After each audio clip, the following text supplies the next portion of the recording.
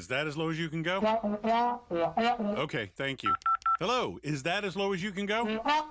Okay, thank you. What are you doing? Calling around to get the best rate on a car loan. Why? Everyone knows Alcoa 10 is the best choice to purchase a vehicle or refinance your current loan. And with low interest rates and 90 days to your first payment, it's a no-brainer. You can even apply online and sign all the documents from the convenience of your home. Yeah, I don't know what I was thinking. Alcoa 10 Credit Union. It's so easy. Go to atfcu.com for details. Rates are dependent on credit score and equal housing lender.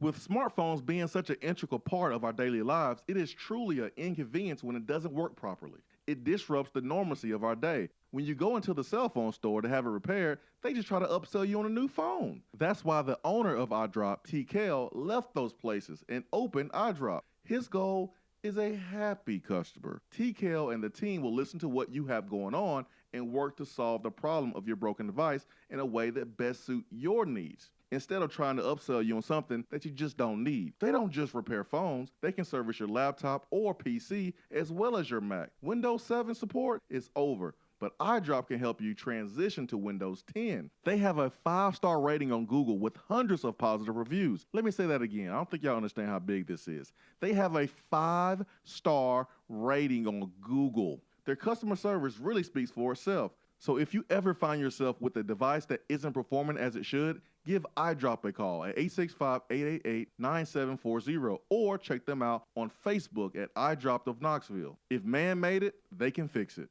If you're coming to Knoxville and need a place to stay, do yourself a favor and book a room at Hampton Inn Paper Mill, also known as the Hampton on the Hill. This award-winning property is literally in the top 5% of all Hampton Inn properties. The GM, Stephen Lawrence, is a good old local boy who grew up in the business around Knoxville. He and his staff are always available, always willing to help, and will go above and beyond for their guests. The newest Hampton Inn in Knoxville has clean, affordable rooms, flat screens, fridges, and microwaves in every room. Plus, breakfast is included in every rate. Not to mention, there's also a pool and fitness center on site. If it wasn't so close to amazing restaurants, bars, and shopping, you would never want to leave. At only 6 miles from campus, you're still right in where the big orange action is. Go to HamptonInn.com, search Knoxville, and book your room at the Hampton Inn Paper Mill or call 865-693-5400. Deep down the middle's got his man, and he's gone. Jason Swain, touchdown. It's time for the Swain Event with your host, Jason Swain. My man. Real sports talk for the real sports fan. All you chumps are gonna bow when I whoop him. It's time for the Swain Event, fueled by Dead End Barbecue. Give me 2 laps and a Ric Flair.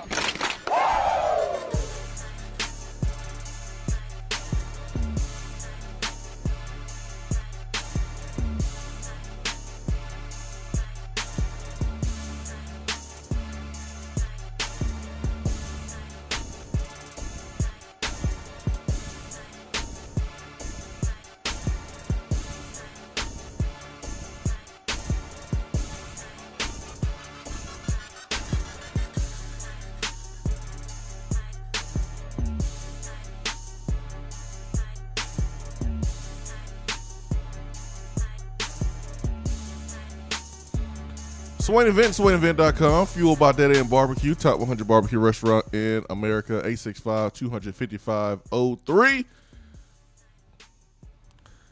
Ben McKee, Jason Swain live here from the Low T Center studio. Ben, good morning, my friend.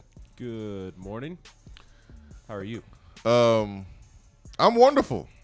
I am wonderful, Ben. Up and at 'em this morning. It is a beautiful fall feeling morning out there. Football is near. And, man, we got some stuff to get into today, that's for sure. We got some stuff to get into today. Oh, yes. This is like reality show Housewives with Atlanta, Keeping Up with the Kardashians, Flavor of Love. This is like Flavor of Love right here. Yeah, this is like Flavor of Love. Just so much drama. As we watch the realignment chess moves in real time between conferences and network. I would say networks, but it's network. And the biggest news in the last 24 hours. And we had Chris Lowe on yesterday, which, I'm glad we had Chris Lowe on yesterday. Because today would have been awkward. very, very awkward for my good friend Chris Lowe. My goodness. The Big 12. They're not going out without a fight. That's for sure. And they are calling ESPN to the carpet. The latest in the world of college football realignment is that, according to Pete Thamel, some other folks, SI now obtained the cease and desist letter, but the Big 12 has sent a cease and desist letter to ESPN. The letter demands that ESPN end all actions they may harm the conference and its members, and that it is to not communicate with the Big Ten existing members or any NCAA conference regarding the Big 12's conference members, possible conference realignment, or potential financial incentive or outcomes related to possible conference realignment. So basically, what ESPN is being accused of is reaching out to other conferences and talking to them about taking the remaining Big 12 teams after Texas OU leaves and essentially dissolving the Big 12. I feel like this needs to be on a Netflix series or something, man. Yeah, it deserves to be on primetime. I don't know that Netflix will do it justice. I think this needs to go on an ABC time slot, like where The Bachelorette or The Bachelor would be on, or maybe E! News, MTV,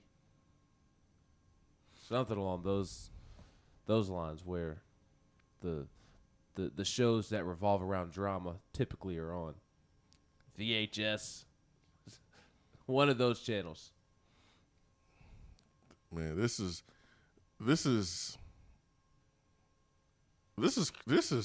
crazy. And all of a sudden Texas A&M is all cool now with Texas and OU entering the league. I wonder what changed. The money. Exactly. I wonder what changed, because they was hell bent on Texas and OU not leaving the Big 12 for the SEC, and they were especially hating on Texas getting in, and now they're cool with it. Well, that was also the public perception. There was a sentiment reported that was all just a show to appease A&M fans, where in reality, behind the scenes, A&M was A-okay with it because of the money that this is going to generate for the members of the SEC, as we have talked about this week. Whew. I think the thing that rubbed A&M the wrong way was the fact that they were truly left out of the loop all of this time. It took A&M by surprise when the story was announced, or that week. Word is that A&M leaked that, and an A&M beat writer did break the news, so that would make sense that A&M put that news out there because they were upset that they were left out of the conversation. And these conversations had been going on since December. That was kind of that's why they were upset about this. Because they wasn't told on the front end. Mm-hmm. Big 12 Commissioner Bob Bogsby accused ESPN of encouraging other conferences to pick apart the league so Texas and Oklahoma can move to the Southeastern Conference more quickly. And what has this all been about?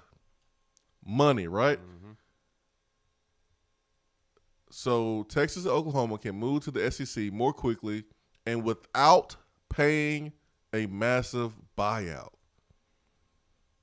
Commissioner says, I have absolute certainty that they, have been involved in manipulating other conferences to go after our members. The golden rule: he who has the gold makes the rules. ESPN, which owns the SEC network, signed a $3 billion deal with the SEC last year that will give the network the broadcasting rights to all conference games starting in 2024. It's all about money. It's just all about money. I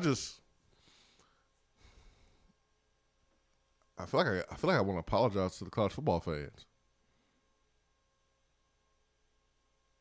because the college football that you grown up to love, it's no more. We had Chris Lowe on yesterday, and he said you better buckle up your seatbelts. And he wasn't lying. He was not lying, because a few hours after Chris Lowe joined the program and dropped 40 minutes of just nuggets. I mean, I know Giannis dropped a 50-piece in the Game 6 of the NBA Finals, but, man, Chris Lowe dropped a 500-piece on the program yesterday.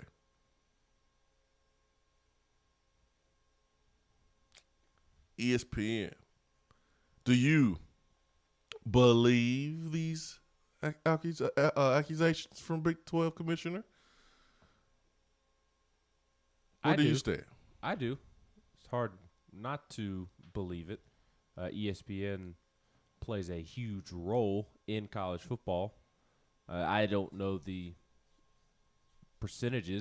direct percentages, but I would imagine a large portion of college football games are played on an ESPN network, whether it be ESPN, ESPN2, ESPNU, SEC network, ACC network, are both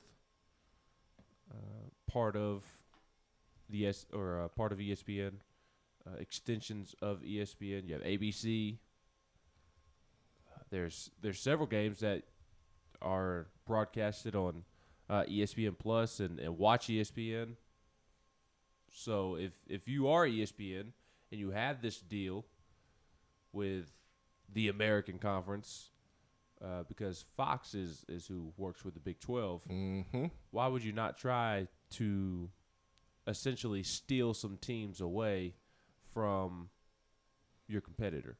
You don't have to really worry about CBS anymore, because you're getting the rights to the SEC here in a couple of years. So really, Fox is your main competitor, and Fox has the Big 10 and the Big 12. Well, half of that is going away because Texas and Oklahoma is joining the SEC. So if you're ESPN, why would you not try to take advantage of this? And here's the main reason I believe it. What does Bob Bowlesby have to lose at this point? The commissioner of the Big 12. What does he have to lose? The entire conference. Exactly. So why would he? Well, I look at it as he's already lost the entire conference. So what does he have to lose? Like, it's already gone. So I mean, he can lose his name and his credibility accusing a major network of doing what he is accusing them of, but I don't think he does it without 100% certainty. Right. I mean, that's where my head is. But he doesn't have any proof of it, but he's certain that it is happening. And that's not something you just say just to say. Yeah, I mean, I believe him. And if I'm ESPN, I would do the same thing. I'm not sitting here and judging ESPN or pointing the finger and going, oh, man, that's foul. That's foul. I mean, it looks pretty fair to me. Fox is a competitor. Big 12 is with Fox. I don't see what's foul about it. I mean, I'm not surprised at all. I'm not surprised.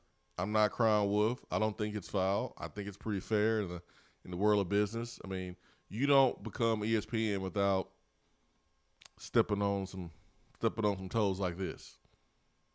You just don't. This thing's about to be. It already is. I envy the day where we actually talk about football and not everything off the field. Man, I think it's gonna be like this for a while, man. I mean, when we had Chris on yesterday, I opened our segment talking about how things are changing every minute, every hour, and it was spot on because within the same day, a couple hours later, this drops. That was just yesterday. Imagine what today is going to hold, man. There is no telling what was crazier, the ESPN Big 12 dilemma, or Aaron Rodgers' press conference. Aaron Rodgers scorched the earth. He don't care, man. I loved it. He was all facts. Aaron Rodgers was talking like he just put his 2 weeks notice into work. Yes. Blank you. Blank you, blank you. I don't even like you. Blank you. You always throw my stuff out the refrigerator. Can't stand you. Your breath stink. You're ugly. You're fat. I'm out in 2 weeks. Can't stand you. Flipping this table over. Middle finger you.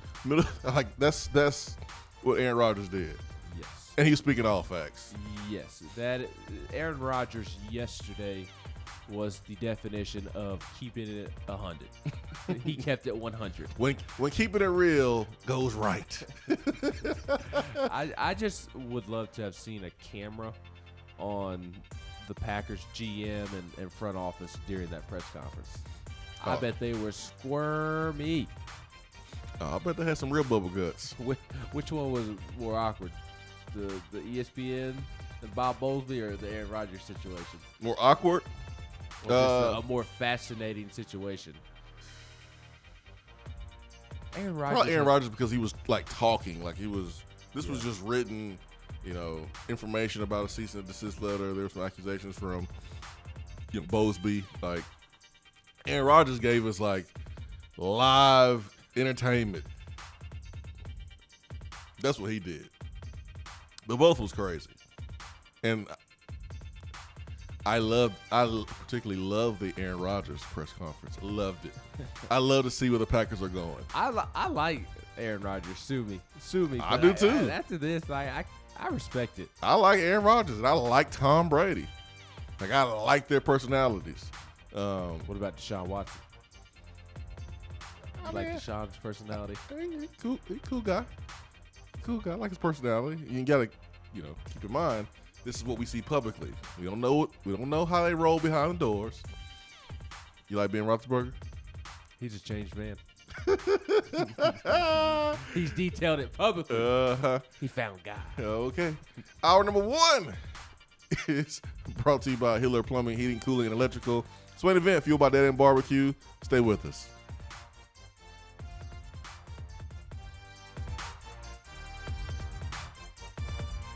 If you want to get in on the conversation, call the Iris Networks hotline at 865-200-5503. Grow your business with Iris Networks high-speed fiber internet.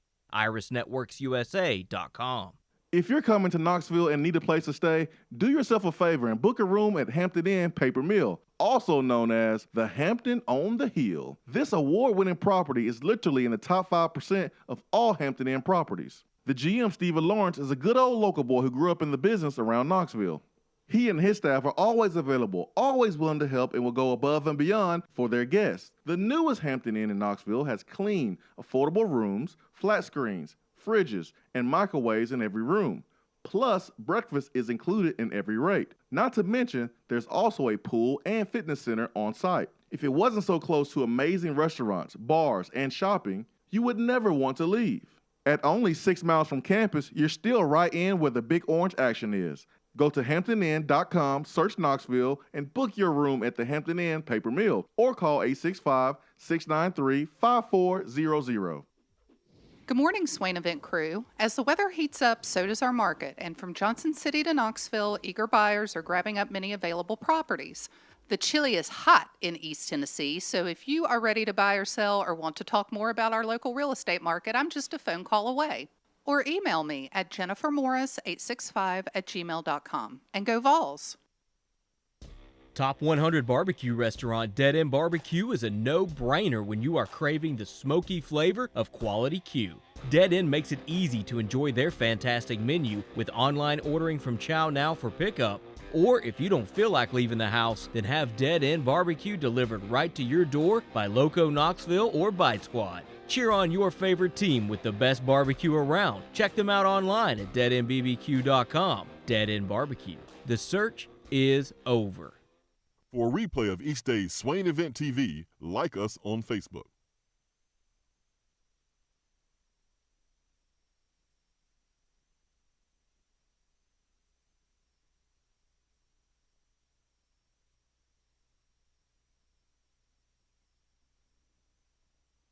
Is that as low as you can go?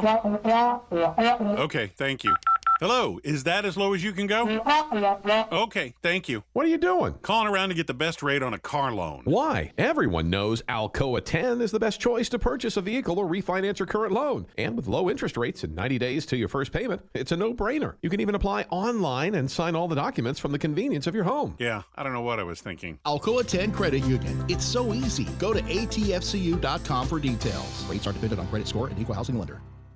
With smartphones being such an integral part of our daily lives, it is truly an inconvenience when it doesn't work properly. It disrupts the normalcy of our day. When you go into the cell phone store to have it repaired, they just try to upsell you on a new phone. That's why the owner of iDrop, TKL, left those places and opened iDrop. His goal is a happy customer. TKL and the team will listen to what you have going on and work to solve the problem of your broken device in a way that best suits your needs, instead of trying to upsell you on something that you just don't need. They don't just repair phones, they can service your laptop or PC as well as your Mac. Windows 7 support is over, but iDrop can help you transition to Windows 10. They have a 5-star rating on Google with hundreds of positive reviews. Let me say that again. I don't think y'all understand how big this is. They have a 5-star rating on Google. Their customer service really speaks for itself. So if you ever find yourself with a device that isn't performing as it should, give iDrop a call at 865-888-9740 or check them out on Facebook at iDrop of Knoxville. If man made it, they can fix it.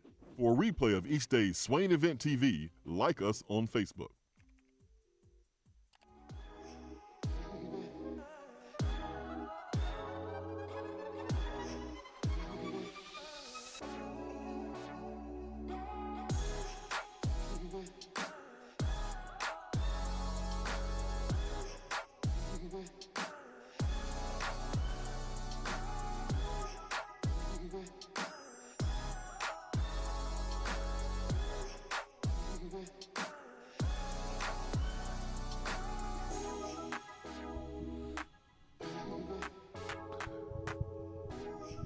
Vol Twitter. Why do y'all like Twitter so much? Why are you so proud of that label, Vol Twitter? Why? Because it's entertaining. The entertainment.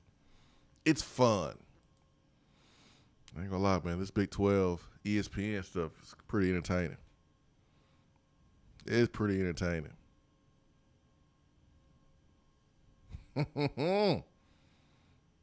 This is gonna be fun. Kind of. We'll be entertaining. We'll say that.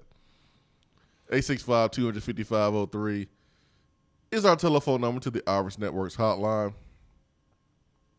Brad says, Swain, I'm heading down to Atlanta to catch a Braves games. Are the wings at Magic City good? I don't know. I'm trying to find out. Like you don't know. I don't know. I haven't been there since 2007. And I wasn't there for the wings when I went. I wasn't. We already had dinner before we went to Magic City. And their food always been good. I just didn't really know much about it then. But I'm going next time I go to Atlanta. I'm gonna stop by, get a little takeout. You've been saying that for a year. I haven't been. Y'all are in Atlanta like once a week. I haven't been. Feels like. I haven't been. I know. I haven't been. I haven't been since I made that statement. I bet they can last 3 hours in the car. The wings? Mm-hmm. No, my plan is to get them on the way to my mother-in-law's. It's like on the way, because I usually when I go down to Atlanta, I usually hit up American Deli wings. But if I could talk the wifey into just making a little detour, because we usually hit 285 from 75 to hit Grayson. To go around the city, we would have to go straight through to get to Magic City, which if we hit it at the right time, I might be able to swing it. I can get the wings on the way to Grayson and then eat them when I get to Grayson. I had my wife convinced after Kari's wedding in Atlanta a couple of weeks ago, but after we got back to the hotel room, I wasn't going anywhere. Oh, yeah. Once you get to the room, you're like, nah, I'm good. I ain't going back out. I'm good. But I'll be in Atlanta for the Yankees game at the end of the month, which, by the way, the Yankees won again last night. 1.5. And they made a big trade. I didn't see that. How convenient.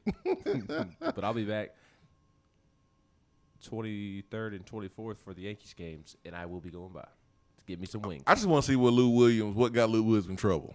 Not just Lou Will. Everybody talks about those wings. But Lou Williams, who now plays for the Atlanta Hawks, played for the L.A. Clippers at the time. It was it was the COVID lockdown, the bubble. They were in the bubble, and they had protocol. And the only reason he was allowed outside the bubble was because of a funeral. And so he went back home to go to the funeral, and got caught going to Magic City. And he said he went for the wings. Well, if you're risking getting in trouble at a job that pays you double-figure millions of dollars each and every year to play basketball, you're jeopardizing that for some wings? I want to see what these wings are all about, man. That's all I'm saying. Tangerine says, yes, the wings at Magic City are great. If you want more entertainment, check out the Blue Flame. Just speaking on what I've heard. Tangerine. We saw you at the grocery store, paying with all ones. Everybody in the line looking at you funny. putting in your Kroger Plus card number and playing with all ones. You ain't slick, Tangerine. Vala Birmingham says Green Bay should have traded him like he wanted, but no, they play hardball, and then Aaron Rodgers let the chopper spray. He sure did. He's going to play one more season and be out of there. I can't wait. Come on over to Pittsburgh. That is a great idea. You going to let Ben do all that training, losing all that weight, getting himself ready for just 1 year and then dump him? You gonna push him out the door next year, Ben? Ben's doing it all for 1 year. I think Aaron Rodgers to Pittsburgh would be fantastic. It'd be a great move, but I think Aaron Rodgers wants to go back to the West Coast and spend time with his family that he hates.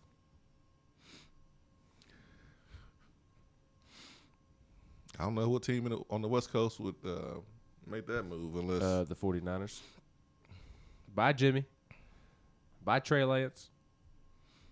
You and I were talking about this off the air earlier this week, and I think it'll depend on what Trey Lance does this year. If he kind of shows some signs of being a great quarterback, then the 49ers may not make that move.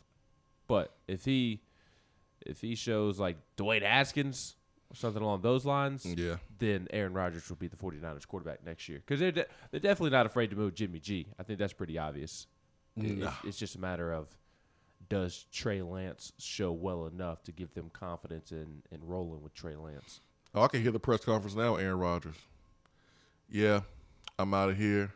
Packers was bull crapping around. I'm going to play with the dog, Jawan Jennings, with the 49ers. What about Jalen Hurts? Brittany Griner? Oh, you're so disrespectful, but it's so funny. Camden, Tennessee Fall says, when I lived in Lawrenceville, that 331 route through Gatlinburg to Cherokee was nice. Comes out at 95 to 85 in Beaufort. Oh, man. I might need to hit that up one day. Oh, yeah, after we win this bet from what was the guy yesterday that bet $20 each of us that Harrison Bailey's going to be the starter? I don't know. Who was that on the text box yesterday? I can't remember. Let me see. Let me go back and see if it Vol Jack? golly, I forgot who it was. Well, someone bet us yesterday that Harrison Bailey was going to be the starting quarterback first game of the season, and we can use that $20 to go to Cherokee. I'll let you take that route. I'll take my chances with traffic. Oh, man. 865-255-03. That's a free $20 right there, man. I'll take that all day. All day. That'll get you a meal at Dead End Barbecue, which, by the way, was speaking to a recruit on the phone on the cellular device last night. Mm-hmm. And he visited Tennessee yesterday, and I assume was just chilling out at his hotel room last night.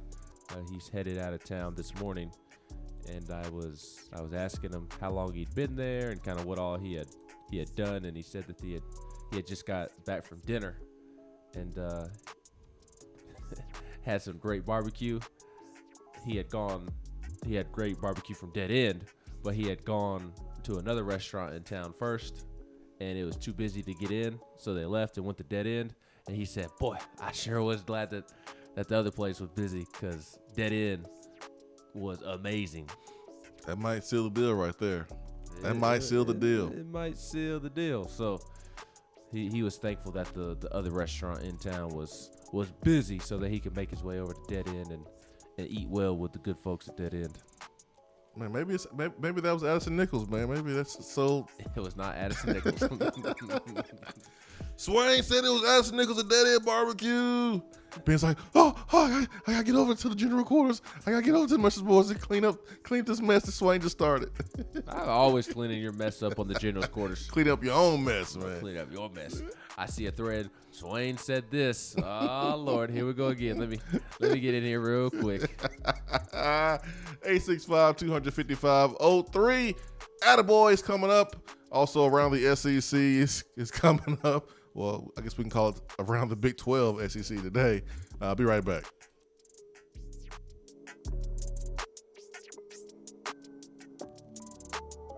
I'm Vince Moore, wide receiver, VFL 1991, and you're listening to the Swain Event.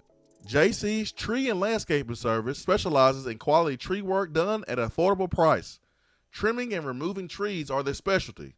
They also offer other services like land clearing, stump grinding, crane services, and all of your basic landscaping needs for both commercial and residential.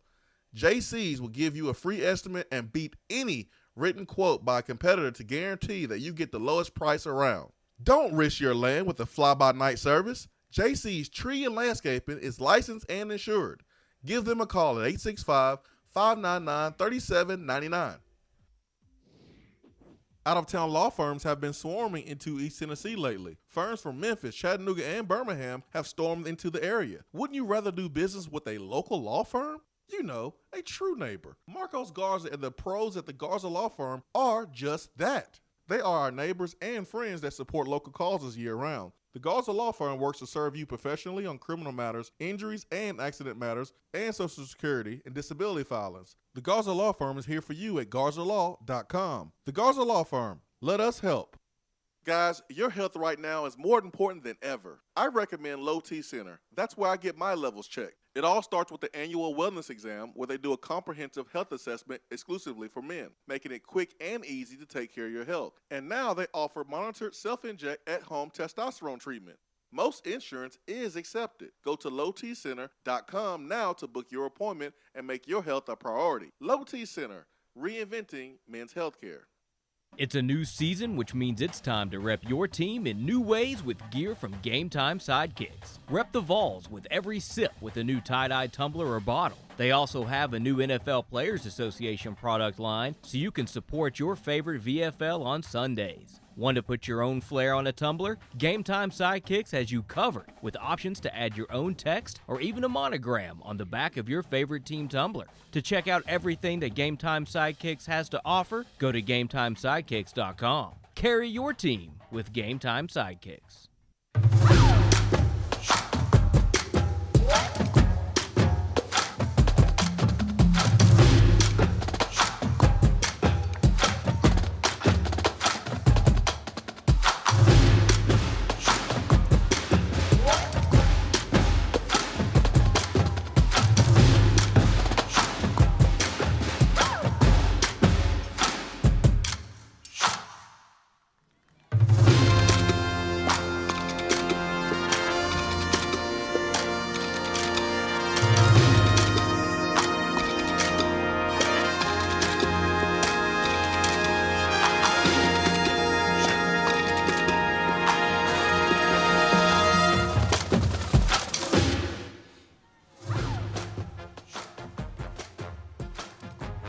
Swain Event fueled by Dead End Barbecue around the SEC today.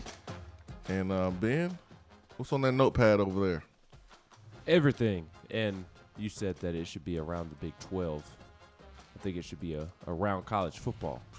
Because the SEC is college football now, which, by the way, I can't wait for Attaboys because I have some great Attaboys that you will just be thrilled. I can't wait for what? To hear.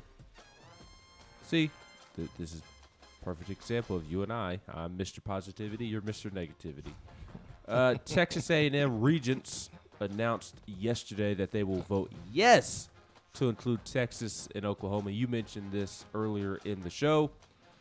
Their quote or comment was, the board concluded that this expansion would enhance the long-term value of the SEC to student athletes and all of the institutions they represent, including Texas A&M.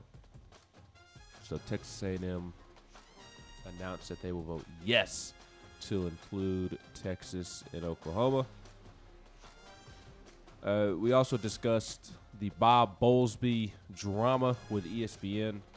He told Sports Illustrated, Ross Dellinger, that he has documented evidence that ESPN tried to encourage an unnamed conference to add Big 12 members in an effort to destabilize the league so Texas and Oklahoma could avoid exit fees. Bob Bowlesby sounds smart to me. Said it is, what is this word? Tortious interference. That sounds about right. He also said, it causes me to further suspect that ESPN had their hands all over the Texas and Oklahoma move to the SEC. They were deceptive as you can possibly be. There are right and wrong ways to do these things. They sought to be deceitful to us from the very beginning. ESPN's statement said that the claims in the letter have no merit. Oh, don't ESPN, don't do that now. And the unnamed conference that Bowlesby was referencing was the American Conference. Well, I guess you can't. If you can't prove it, I guess you can say that if you're ESPN. But I believe it. Well, I don't have a problem with it. I don't either.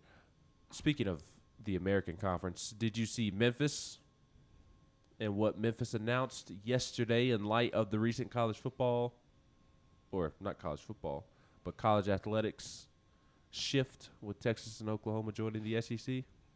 I saw them get Greg Emerson. But I thought Greg Emerson was going to Bama.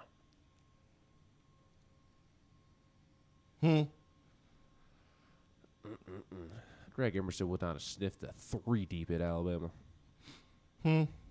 But Memphis announced like a $30 to $40 million commitment to upgrading the Liberty Bowl.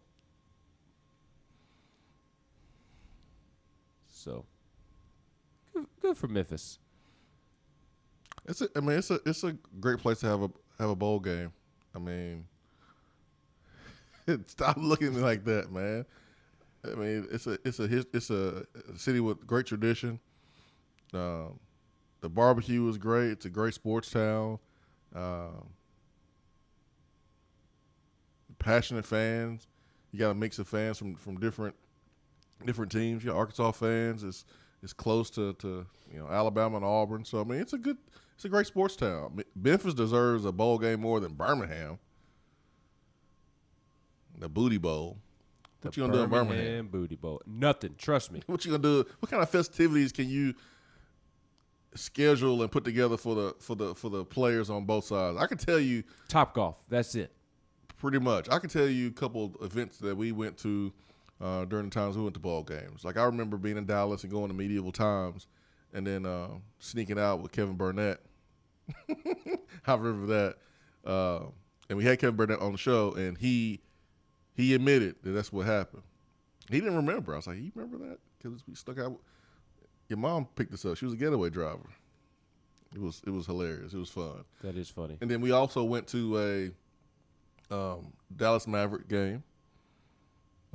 We also went to a Dallas Cowboy game, if I'm not mistaken, where we played Texas A&M. And I remember because Texas A&M, their players were all dressed the same. All had it on jumpsuits, looking uniform. Y'all were in there in your white tees and Timberlands. We all had we came in and everybody had on their own clothes. And our players were ordering beer. Hey, now. How did y'all win this game? Move over, man. Don't spill my beer. We have big old cups of beer. How did y'all win this football game? SEC, baby. They are. A&M is an SEC team. No, not then. This was 05. The season was 04, but it was 05. So, I mean, SEC, you got time to be all dressed in the light. We want to show off our individuality, man. And we heck, like, you know, at the sporting events, they have the big, huge beers. Mm-hmm. Like, I remember going to the Tennessee-Memphis game with a group of friends. They invited me, thank you. And all of a sudden, I was just handed a beer. I wasn't ready. And then all of a sudden, you were in the bathroom. I wasn't ready. I wasn't ready. I didn't come ready to drink beer.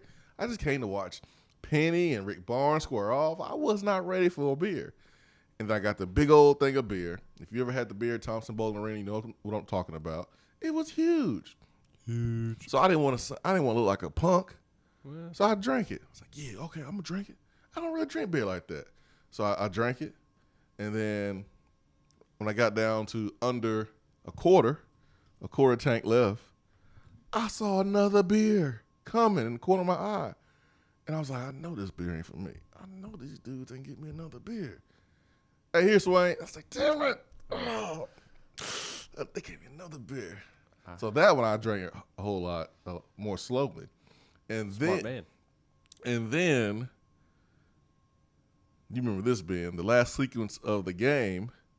What game was that? It was a Memphis game. Oh, the Memphis game. Yeah, I was in a wedding that weekend, so it was a Memphis game. The last sequence, it came down. You know, it was a close game. Yeah, you know, it came down like 1 or 2 possessions. Mm-hmm. But I tried to hold it as long as I could. I remember that. I tried to hold it, man. And I tried. I was like, well, Swain, what you want to do, man? You either want to miss the last sequence and just be able to watch the clip on Twitter or on the internet, or do you want to embarrass yourself by peeing on yourself in public? But peeing on yourself in public would have been worth it. No. If somebody had hit a game-winning shot to beat Memphis and Penny. I mean, I guess I could have got away with it with just spilling the rest of the beer in my pants and playing it off. Because you would have left immediately, and although the smell would have been a problem that you would have had to deal with, the game was over. So you'd be on your way home. There's no way I would have been able to twist and turn that into a Billy Madison scene and say, oh, man, peeing yourself is cool. No, it's not. Not for a 34-year-old. 35-year-old. It's not cool. No. I became very aware of the beers inside of Thompson Bowling at the Morgan Wallen concert a year and a half ago. Those things are huge. They are not for the faint of heart, but Memphis is trying to catch up to Tennessee. Are you hanging out with Riley Cooper at the country music concert?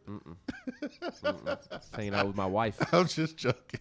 No, you're not. I'm just joking. Memphis is seeking $40 to $50 million of renovations to the Liberty Bowl. Ain't got no sense. That came out yesterday. They want to improve the press box, have more seat backs, renovated suites, things of that nature. So I've never been to the Liberty Bowl. Have you been? I know you've played there, but have you been to a game there? Mm-mm. Why would I go to a game if I'm not playing in it? Because you're a sports fan. Not that much. I haven't been to one bowl game where I wasn't playing in it. So I got 2 more things for you real quick before we take a break and get to Attaboy. What we got? Ole Miss quarterback Matt Corral. You'd like to be him this morning because he has signed a major NIL deal with a memorabilia company. Panini America, the world's largest licensed sports and entertainment collectibles company, and the exclusive trading card manufacturer for more than 250 colleges, as well as the NFL, NFLPA, and NBA MBPA has announced that it has signed its first NIL collegiate athletes to exclusive memorabilia deals under the new NIL rules that took effect on July 1st. Those athletes include De'Aaron King from Miami, Graham Mertz from Wisconsin, and Matt Corral from Ole Miss. Terms of the contract between Panini and the three players were not released. It also has announced that it will introduce NIL trading cards with more details to follow. But this is believed to be a seven-figure deal for Matt Corral, or could reach up to that much money. Get it. Well, not seven-figure. That's my next story that I had to talk about, and that is Quinn Ewers. Oh, yeah. I think number one quarterback from Texas committed to Ohio State. I'll let Ben answer the phone and come back and drop that, but wow. I'm all good with all the conference realignment, just because I feel at peace knowing that the players are going to get paid and taken care of now. Like they can go out and make money off their own name, not necessarily go get paid by the school, but they can go out and make money themselves. So I feel a little bit better about these billion-dollar moves happening and ESPN allegedly strong-arming the Big 12. I'm cool. Now the players get a chance to go out there and get a little piece of the pie. Let's go to the phones, and then we'll come back with how the NIL is affecting high school football too. Who we got there? Daytona, good morning. Morning. What's up? How are you guys? Wonderful, man. How are you? Good. Let me see if I can get y'all in a little louder. I can barely hear you. So your mother-in-law's from Grayson? Yeah, she lives in Grayson, Georgia. Okay, that's out in Gwinnett County, right? Mm-hmm. They play some football out there now. I believe the powerhouses out there used to be Brentwood or Brookwood and Parkview or something. Yeah, I'm not sure what it was before. I do know what it is now. It is a powerhouse, and they've had they had about 3 or 4 dudes from one team go either SEC. I think had one player go to Texas, and he transferred to Georgia Tech. But yeah, they got some players out there, and the area is growing. I mean, it's growing. It's why my mother-in-law lives out there. It's growing. It's beautiful out there. They're building. Last time I was there, they had a new apartment complex not too far away from the high school. So, I mean, they several great for transfer. Several years ago, when that county was rated the fastest growing county in the United States. I mean, that's been numerous years ago. Yeah. But did you hear about the shooting out there? Out where? Out in Grayson. No. Just a few days ago. No, I did not. Yeah. Turned out to be Dominique Wilkins' grandson. Yeah, look into it.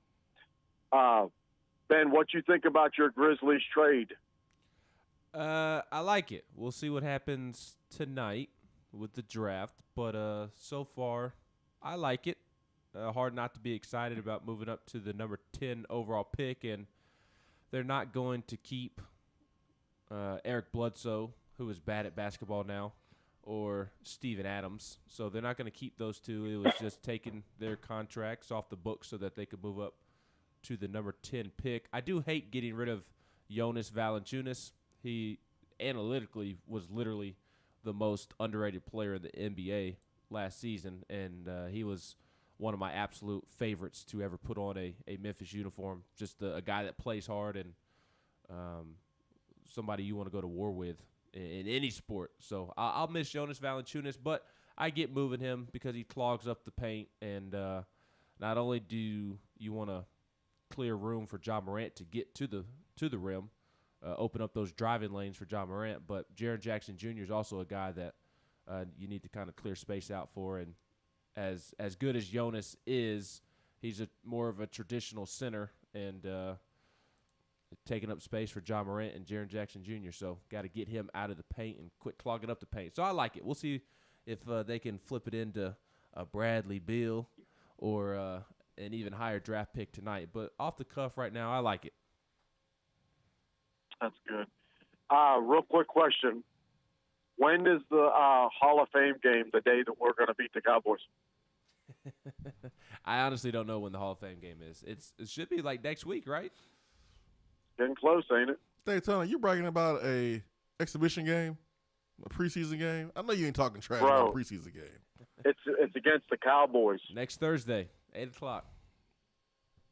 Yeah, they just the reported Cowboys, last dude. week. We're gonna whoop the Cowboys. Our hated rival. We're gonna whoop the Eagles the next week, and then we're gonna put a smack down on the Lions the week after that. Take that, Triple O. Yeah. Take this L. Josh Dobbs gonna run for 100 yards on you. Dang, you trying to say and then over that later in the season, we're going to beat the Bears. Yes. Okay. Justin Fields overrated quarterback self. Listen, I'm not talking trash about preseason games. Nobody, the Bears and Steelers playing the regular season, my guy. All right, guys, I'm going to jump off. See you, Daytona. Hope you have a good rest of your week. Talking trash about Who does Justin Fields have to throw the football to? Allen Robinson. Oh, you mean the guy that hated his own organization last year? He wants to get paid, man. He wants to get paid like a top 5 receiver, but I don't know about paying him top 5 receiver money. Yeah, Allen. We need to sit down and talk, my guy. You want to get paid like a top 5 receiver? He's good, but Allen. I don't know about paying him like a top 5 receiver. I can name about 15 receivers I'd rather have than Allen Robinson. Deontay Johnson. He's reliable, man. Juju Smith-Schuster. Chase Claypool. He's reliable, but Allen Robinson is good, but top 5 money is ridiculous. He wants to get paid. I mean, you can't blame a guy for understanding his worth and trying to get paid as much as he can. Because this is the only time in his life that he's going to have this type of leverage, this type of opportunity to make this type of money. So, listen, I don't blame him. Sounds to me like he does not know his worth. He's not a top 5 receiver, so why is he asking for top 5 receiver money? You don't have to be a top 5 receiver to get top 5 receiver money. That's how it should work. All you need is somebody to be willing to pay you because they're desperate and they need you. Well, the Bears are smart for not giving him that money yet. Yeah, we franchise him this year, and then next year we probably lose him. Devontae Adams can ask for top 5 money. He's asking to be the most paid receiver in the league. And right the Packers now. don't want to give him that. Correct. But Devontae's not crazy for asking that. Allen Robinson's crazy for asking for top 5 money. He never crazy for asking for it. No, yes you are, because, well, not for asking, but his response to them telling him no is crazy because he acts like the Bears are in the wrong for not wanting to pay him like a top 5 receiver. He wants a long-term deal because he wants that security, and that franchise. He's franchised this year. Not how the NFL works. But if he gets hurt in game 1-1, he loses all that money, and I think about when Earl Thomas flipped off Pete Carroll as he was being carted off because he played and got hurt and didn't get that contract, didn't get that security. So I can't blame any athlete, especially a football player, for wanting to be paid, getting a long-term deal, so that way you can have those guarantees. Because the moment you get hurt, they can cut you. So I don't blame Allen Robinson for asking for it, and Bears shouldn't give him a long-term, huge contract. What NFL champion have you seen recently have a receiver that's getting paid top 5 money? You just don't need it. You just don't need it. Now Mike Evans got taken care of a couple of years ago. Like, he got hooked up, but as he should. Yeah, I mean he's dang good, and the Bucs won it last year, but you just don't see it, man. You just don't see teams win Super Bowl with the receiver getting paid inordinate amount of money. So how do we get Daytona got us there? That's who got us there. Well, trash talking about the Cowboys in the preseason game. And yeah, you're right. We will see a lot of Josh Dobbs because Big Ben starter, and then starters play like 1 series or 2, then that's it. And it's Josh Dobbs time. So I'm looking forward to seeing Josh Dobbs ball out, glide on water. I hope they give him a lot of playing time. Yeah, me too. This camp, because remember, Dwayne Haskins is there now. Mason Rudolph is still there.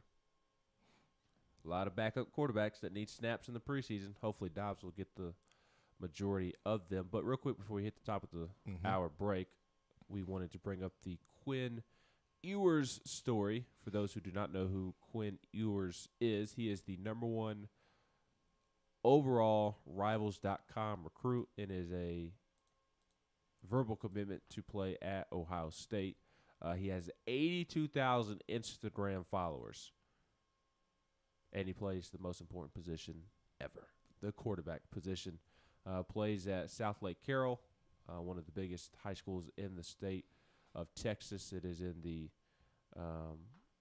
suburbs of Dallas, and he is considering skipping this season, his senior season, to go to Ohio State, because apparently he has a 7-figure deal, or maybe not one deal that pays him 7 figures, but over the course of many deals can reach seven figures. And one of the reasons he is considering skipping his senior year of high school is because the state of Texas does not allow essentially high school athletes to make money in this regard, as the NCAA is now allowing college players to do so. So he is trying to decide whether he wants to play his senior season of high school football without the deals, or enroll at Ohio State a year early and go ahead and cash in on his endorsements, which could reach up to 7 figures. Local company called Holy Kombucha is among those offering a deal to quarterback. It includes cash and equity inside of the company. Wow. There are several other offers, including national brands. I think the thing that stood out to me is the fact that he's thinking about skipping his last year of high school, but the fact that he's in Texas, and Texas does not allow high school players to capitalize off the NIL, and he was a Texas commit. Now Texas is potentially going to be in the SEC next year. Does that change anything for him? Doesn't sound like it does, or it will, because he's already got it kind of made up in his mind that seems like he's pretty much there. Well, Texas has given him no choice, because in this article, the parents say that they would prefer for him to stay in high school, I think, as most parents would. Yeah. But the option to cash in on these endorsements just don't exist in Texas. You're not allowed to. So he's been taking a core English class online, and is set to finish that core English class here in the next couple of days, which would put him in a position academically to where he could graduate high school early and be able to begin preseason camp with Ohio State beginning on Wednesday. So like you said, it kind of seems like the decision has already been made on their end. Mm-hmm. Yeah, the quarterback is dead set on moving on. It's funny because I saw some of the comments on Twitter, and when a player reclassifies in basketball, like, it's all good. Like, no one really criticizes that player. And we've had 2 players in our basketball class do it this year, and no one was like, "Why are you doing that? You should stay in high school for another year." But when it comes to football, and the motivation is 100% money with this NIL, it seems to be a lot more pushback, and I wonder why. I don't really know. Sounds like some hypocrisy if you ask me, but we'll take a quick timeout and come back with hour number 2. Touchdown turnover coming up next.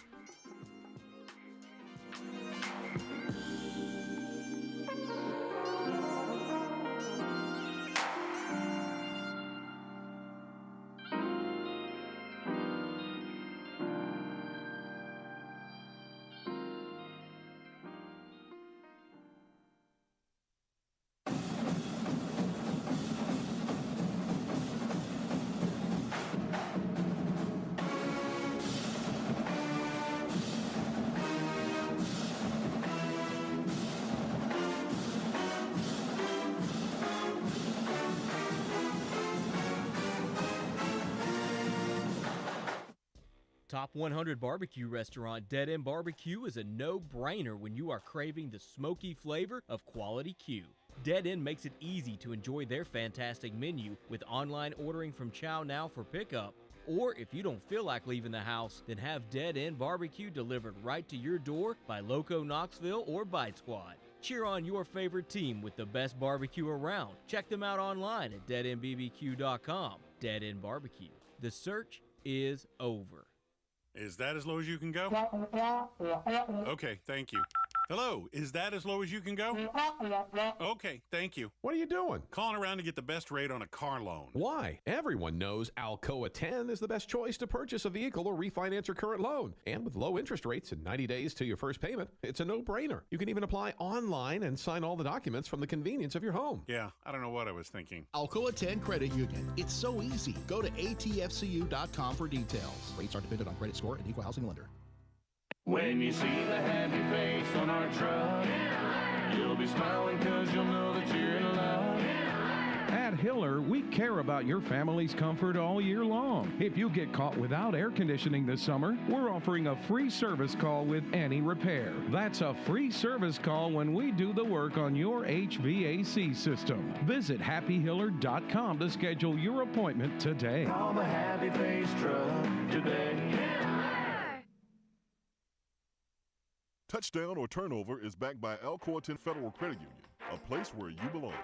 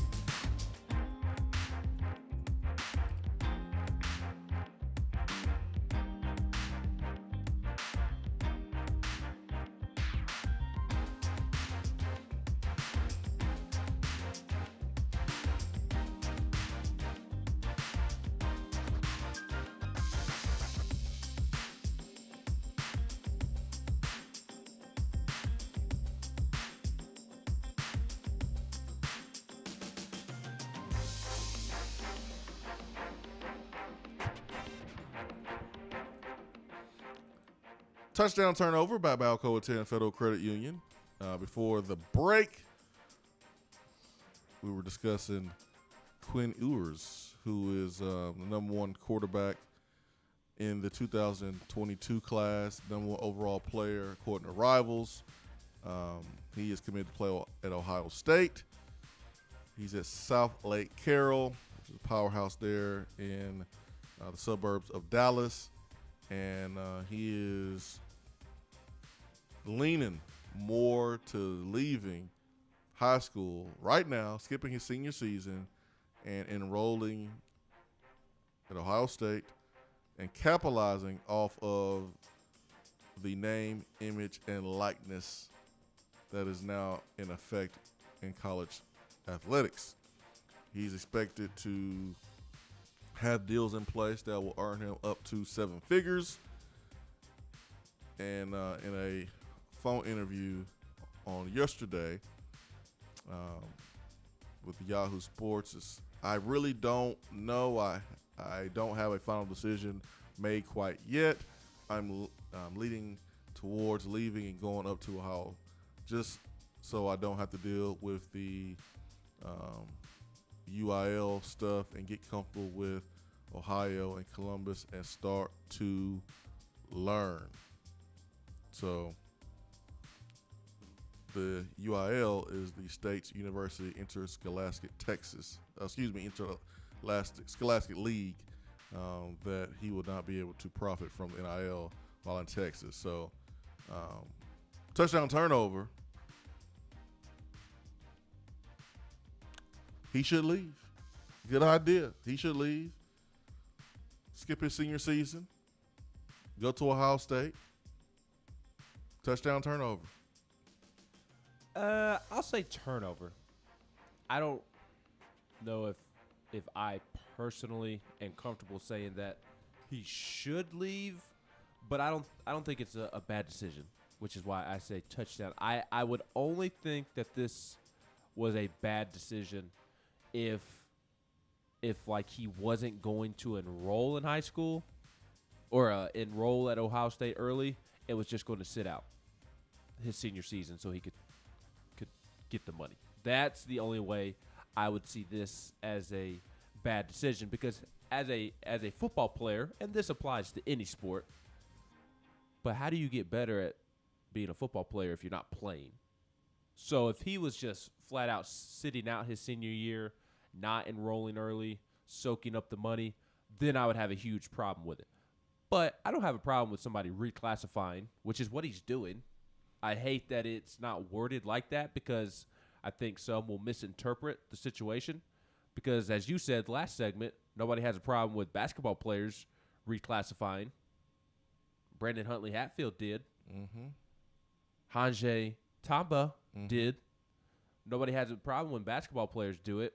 But because it's not worded the same in this particular situation, I feel like it's going to have a negative connotation with it. So it shouldn't. And it shouldn't. Yep. It should not. So I hate that, because that is what he's doing. He's reclassifying. And, yes, he's doing it so he can make money, and he is chasing the bread, which aren't we all? Yes. But to me, like, there's a way to go about doing it. And he and his family are doing it, handling it the correct way, making sure that his academics are shored up in high school. That's going to be taken care of. And going back to my first point, it's not like he's going to miss a year of football. He's not going to play at Ohio State this season, but he'll still be getting better because he'll be learning from Ryan Day for a full calendar year, a full football season. I imagine that he'll just redshirt. So I'm cool with it. I like it. I say touchdown. This is – I'm sorry, I forget how you worded it. He should do it. Yeah, because at first you said turnover, but it's touchdown on he should go to Ohio State and skip that year. Yes, I think it's a good idea. I think he and his family are handling it well. Again, as long as things are shored up academically and he's not just flat out sitting out a year of football, because we see kids in high school sitting out their senior year of high school to prepare for college football. How do you prepare for college football without playing football? You don't get better when you're not playing. I hate the whole sitting out thing. I really do. And it's starting to creep into high school. And you're sitting out to get better, but you get better by playing, regardless of the sport that you were in. So because they're shored up academically and he's just not flat out sitting out a year of football, I like what they're doing, and I don't blame them one bit. I would probably do the same thing. And I say touchdown. He should do it. Yeah, I say touchdown too, man. This time last year, there was talk about five-star corner Tony Grimes. And, Tennessee was recruiting him. Everybody was recruiting him. But remember, he skipped his senior season and went to North Carolina. And he played. Like, he played a lot. Like, I watched some North Carolina games. I mean, he was getting torched, but he was out there playing. He should have been a senior in high school this last season. But he was out there playing and competing at a high level. With some of the best players in the country. And North Carolina was a really good team last year. And he was playing a significant role on a good team. That says a lot about his skills and his maturity to be able to do that. But all Quinn Ewers is doing is the same thing. And the only thing that's different is there's a NIL attached to it. And so it's out there in front that, hey, he has the opportunity to make money, and money may be the motivation. Well, what's so different than what we just saw at the baseball draft 2 weeks ago or last week? Yesterday, Ryan Spikes, Daytona mentioned Parkview. Ryan Spikes, Tennessee's shortstop signee, who played at Parkview High School, was a really talented shortstop. Is a really talented shortstop. Drafted by the Rays with the 100 pick in the third round. His slot value was like $541,000. That was what MLB recommends that the value of that pick should be of what the signing bonus should be, $541,000. He got double that to sign. The Rays gave him $1 million to sign, and Ryan Spikes went into the draft looking for first, second round money, and he got he got that first or second round money. Although he was drafted in the third round, the Rays thought so highly of him that they were willing to double his slot value pick. So same situation as Quinn Ewers, not skipping his senior year of high school as Ryan Spikes, but no problem in chasing the bag if you do it the correct way. We chase the bag every day. Correct. And there's certain bags that you can't turn down. Like Ryan Spikes, you're not turning down $1 million signing bonus to come to college. No. All money's not good money, and every bag is not worth chasing. But every single day, we do it. We do it because you got to have, money to survive. Money's not everything, but it ranks right up there with oxygen. You got to have it to survive. So you can't blame these young men for making a move that is a once-in-a-lifetime opportunity. And get those NIL deals before people either know for sure that you're the player that they thought you would be, or they found out that you're a bust. Because only one or two things are going to happen. So get that money now, and you play a position that is probably the most important position in sports. It's the most important position in sports. Absolutely. The quarterback position. At 1,000%. And if you're good, boy, you can make yourself a whole lot of money. And even if you're not that good, you can still make yourself a whole lot of money, and then you can be in the booth like Tony Romo, because quarterbacks just get perks and privileges that no other athlete playing any other position gets. Simple as that. So, man, kudos to this young man for putting himself in a position, his parents putting him in a position to where he's able to do this. And I just hope from a maturity standpoint that he's going to take advantage of it. So, yeah, I say touchdown, man. Go get it. I will say this, though.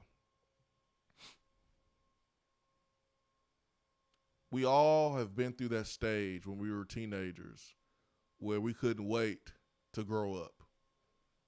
We couldn't wait to be 18. We couldn't wait to be 21. We couldn't wait to be able to have these privileges and those privileges to be able to, do what we want to do because we were tired of being a kid. And I talked to my own kids about this, about not growing up too fast, staying in the moment, because 75% of your life, if you live a full life, it's going to be as a grown-up. And as a grown-up, you're going to have responsibilities. As a kid, you just don't have those. There's nothing like that senior year in high school. There's nothing like it. Nothing like a Friday Night Lights, nothing like playing a rivalry game. And I just warn kids about wanting to grow up too fast. But if you are Bryce Harper, or Quinn Ewers, or Tony Grimes, this is a once-in-a-lifetime opportunity. Mm-hmm. And you got to make sacrifices. To get something, you always have to give up something. And this is a sacrifice that he's willing to make. And it's a pretty good sacrifice. It's a pretty good return. Look, it's a pretty good blessing. Yes, and not going through your senior year of high school is unfortunate. I really enjoyed my senior year of high school. But if you are Quinn Ewers and you are about to be the quarterback at Ohio State, your freshman year, or your freshman year at Ohio State is going to be way more thrilling, exciting, fun, so much better of a time than your senior year of high school. And that's no disrespect to your senior year of high school. But, again, you are the quarterback at the Ohio State University, and you haven't thrown a pass yet, so you're still held in high regard. And Ohio State is a huge campus with a lot of females. Your freshman year at Ohio State will far surpass your senior year of high school. Even at a high school like, South Lake Carroll, there in Texas, in the suburbs of Dallas, I promise you. So, yeah, it does stink that you don't get to go through your senior year of high school. But your freshman year at Ohio State will be better. I promise you. I hope you don't have a girlfriend. I hope the girlfriend isn't dating Quinn Ewers, because you're not going to be dating Quinn Ewers for much longer. It's a wrap. You better, girlfriend, you better find a way to enroll early at Ohio State as well. You better get a skill set. You better move to Columbus and enroll. Get yourself an NIL. Well, use his NIL money to get you a nice little apartment in Columbus and just go to high school your senior year in Columbus. You might as well. You might as well, man. That's the only way you're holding on. Woo. Yeah, I don't blame the young man for leaving. I would do the same thing too. You got to think about it. Like, to put this in perspective, there's only one dude doing this in the entire class of 2022. I'm sure he'll be a trendsetter for the upcoming classes, though. Arch Manning isn't going to have this possibility. Yeah. I mean, Arch will be doing the same thing if he wants to. He won't have to, like a Quinn Ewers, though, because he already comes from money. And I guess technically, I don't know. Quinn Ewers may come from money as well. I'm just assuming that Quinn Ewers doesn't have two uncles who won Super Bowls in the NFL. Yeah, you ain't broke if you live in a suburb of Dallas. Correct. So, but you know what I mean. Like, Yeah. Arch won't have to do that. Like, he can stay. And I don't know the rules on the NIL in Louisiana either. That's true. So he might be able to capitalize on that. Why are there NIL rules for high school kids? It's so crazy to me that in any profession, anywhere, that people can prevent you from making money off of your own name, image, and likeness. That is mind-blowing to me. And the fact that people can't separate NIL from paying players also fascinates me, because it's two totally different things. And man, you can make money on YouTube. You can go get a job at 16 working in the fast food. But you can't go make money off your name, image, and likeness in Texas in high school. That's just silly to me. But I ain't going there because that sounds like a road for politics. What's wrong with politics? We love politics here on the show, right? Nah, I'm good. D-Skid says Grayson has more 4 stars than Georgia Tech's entire roster. You might be right. Probably Tennessee's too. Oh, you ain't right. We got some 4 stars on our roster. After they did some realignment, some reclassification, or if they saw which team that these kids was committed to, they had the stars on there. 865-255-03, and that was to dig at all of the recruiting sites. The other McKee says Swain, Birmingham is awesome. Y'all gotta stop hating. I don't understand that sentiment. What about Birmingham is awesome? The other McKee, I want you to give me a list of what makes Birmingham awesome. During the break, I want you to write it out. Number 1 reason. Number 2 reason. I need 5. Give me 5 good reasons of why you think Birmingham is awesome. I can't wait to see it. I can't wait to see this list. Swain Event, be right back.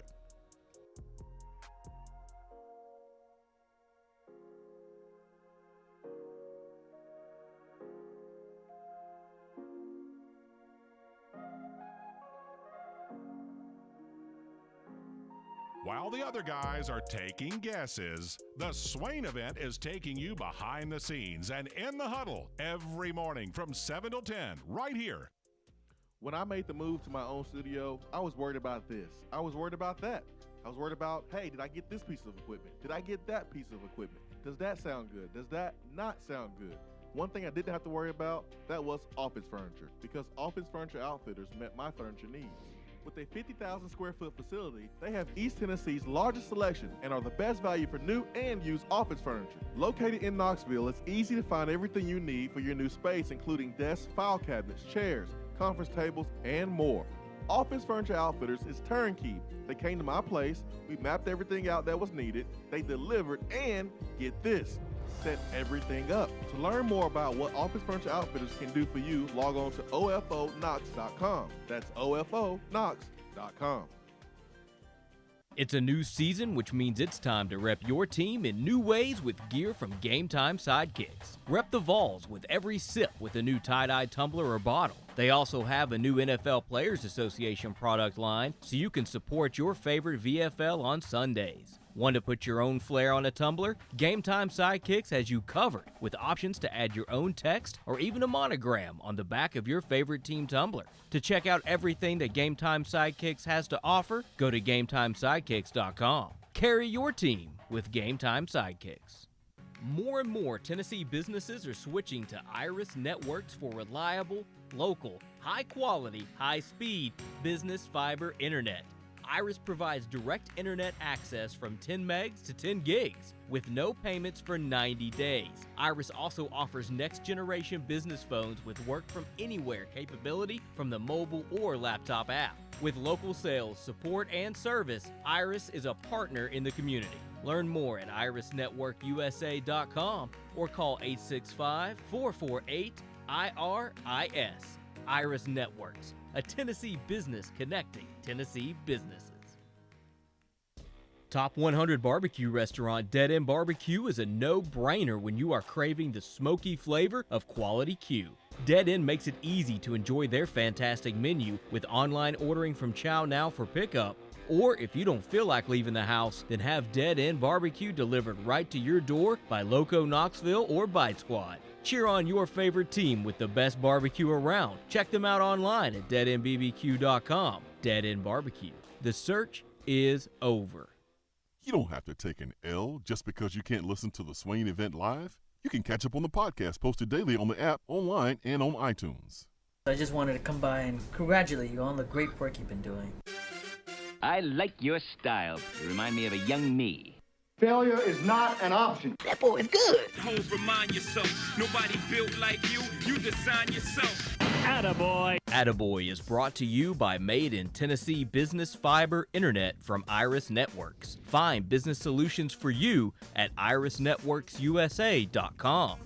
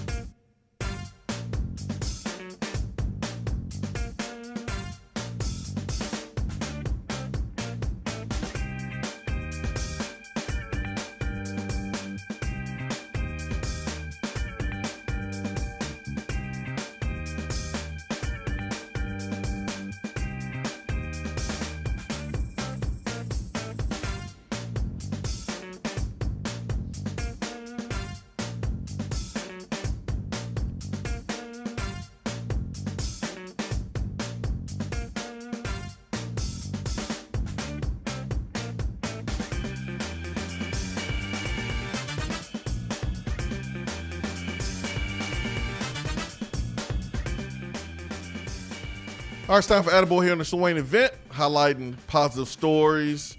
And today's Attaboy is brought to you by Iris Networks. 90 days, no pay for business internet. Quality, reliable, fiber internet, and voice. IrisNetworksUSA.com is the website. Follow them on Twitter at Iris Networks USA. Give them a call at 865-448-4747. Okay, Ben, what do we have for Attaboy? Oh, do I have us taken care of today? Who's getting the love, man? Oh, I got two people. Two volunteers who are getting the love and an Attaboy today. I mean, this may be my favorite Attaboy of the year. Okay. Like, we could call it a year for Attaboy after today through 7 months through July. Like, we're good. We're good the rest of the month because I've got us taken care of today. Because Tennessee specialists Chase McGrath and Paxton Brooks have been named to the preseason watch list for their respective positions. Redshirt senior kicker Chase McGrath was one of 30 players named to the Lou Groza Collegiate Place Kicker Award preseason watch list, while senior punter Paxton Brooks was one of 51 candidates named to the preseason watch list for the Ray Guy Award. Ha! Take that. Shout out to the kickers. PU, baby, and KU. Special teams U. Ha! McGrath is a transfer from USC and will compete to be the Vols' starting place kicker this fall after a successful stint at USC. He is a Newport Beach, California native and was a 3-year starter at USC, appearing in 30 games while connecting on 76% of his field goal attempts during his career, including a career-long make of 52 yards.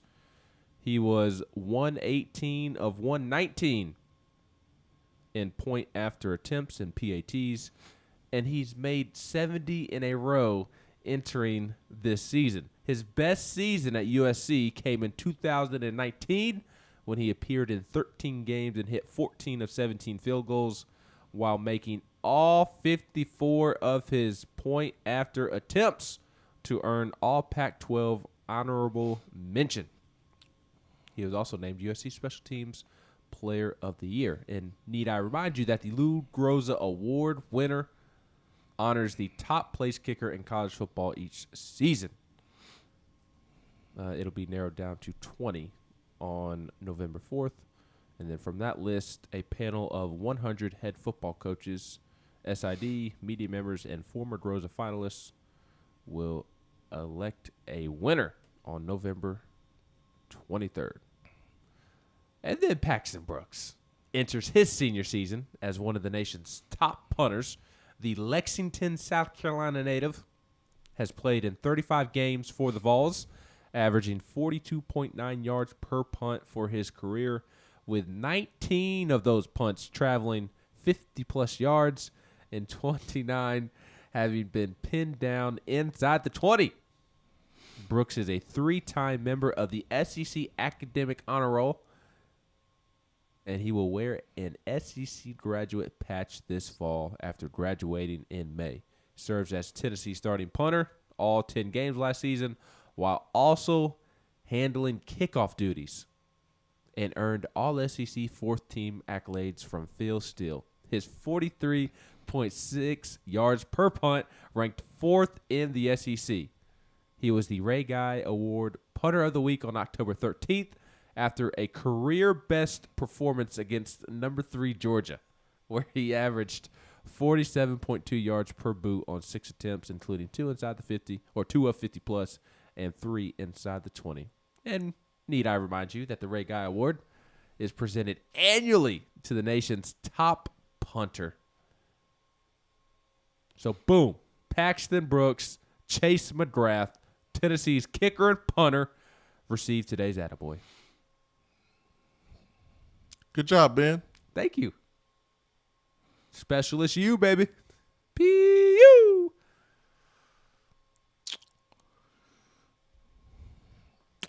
I just felt like you read us a bedtime story instead of giving us the Cliff Notes, the key points, touch on the key points. No, you read the whole damn article. Well, that is the only time we're going to talk about kicker or punter the entire month of fall camp. So I figured I'd let them have their moment in the sun. Yeah, you're probably right about that. You're really excited about that one, Ben. You're really excited about that Attaboy. I can just hear the happiness in your voice, the excitement, energy in your voice. Looking forward to hearing your voice next time we do Attaboy. Here's my prediction. Chase McGrath is going to win a game for Tennessee this year. He is going to make a game-winning kick. Now, the question is, what game will it be? Hey man, I can see him. I can see him being a Michael Pilardi from 2013. I think it'll be the Alabama game. In Alabama. Take that for your homecoming. Look, all I know here's one thing. It's time for you to pee in a cup. If Tennessee Drug testing were to time. beat Alabama this year, after Alabama scheduled Tennessee as its homecoming game, I would be arrested within 10 minutes. I would no longer have a job. I would no longer work for VolQuest. You kiss Josh Heupel in the mouth? Well, because I will be in attendance. You would try to? I would make out with Josh Heupel. I mean, if it resulted in Tennessee beating Alabama in Tuscaloosa, when Alabama scheduled Tennessee as its homecoming game, and Tennessee hasn't won in like 27 years. Oh my gosh! You gonna kiss Josh Heupel like you be doing your dog in the mouth? I would get arrested in the press box. No longer have a job. Oh man! So my attaboy goes to Kim Mulkey. Trey Smith. NFL draft, he had to sit there and watch offensive lineman after offensive lineman after offensive lineman be drafted in front of him. He battled so much adversity that was out of his control while playing here at the University of Tennessee. First day of camp with the Kansas City Chiefs, already getting starting reps, according to Harold Coons here on Twitter, who covers. Looks like he covers Kansas City Chiefs. Trey Smith already getting starting reps, baby. Are we allowed to say Chiefs? Yes. Kansas City gonna have to change their name? I haven't heard that. The Kansas City Barbecues. Yeah. But that is Kansas awesome. City Mariners, even though Guardians, even though there's another team in Cleveland called the Guardians. No one hit Google and see if that name's available there with the Cleveland baseball organization. Anyways, Trey Smith gets my attaboy, baby. That's what I'm talking about. Reed said consistency during the offseason is the reason rookie Trey Smith is working as a starting right guard, baby. He's done a nice job. He showed enough to legitimately be in that position right now. He's got to compete. We'll see how all that goes when we get the pads on. So you already know what's going to happen when we get the pads on. Trey Smith going to be like your Baptist pastor. He's going to be baptizing folks in the name of the Holy Spirit. Here's a towel, young man. You wet. 865-255-03. I was not at all surprised when I saw that tweet yesterday. Were you? No, not surprised at all. Not surprised at all. Still waiting on these top 5 reasons why Birmingham is awesome from Mother McKee. Yeah. Where's Mother McKee? Where'd he go? Oh, there it is, right there, as we said it. No. Man, he wrote a novel, and he gave us more than 5. All right, Other McKee. Okay, all right. We gonna check these out during the break. He even gave us a 6. Yeah, Other McKee sounds like an outdoors type of guy. All right, I see what we're talking about here. Okay, take a quick time out. We'll come back. We have 6 reasons. 6 reasons why Birmingham is awesome. Who knew? I didn't know. I learned something. Birmingham isn't as bad as we think. My man, Trey Smith, making those doubters eat crow. What about Paxton Brooks and Chase McGrath? You're not going to mention them?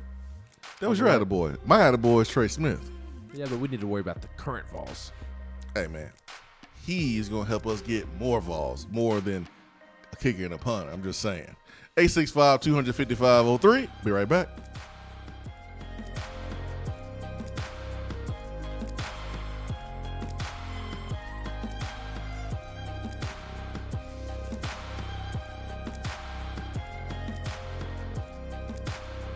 While the other guys are taking guesses, the Swain Event is taking you behind the scenes and in the huddle every morning from 7 till 10 right here.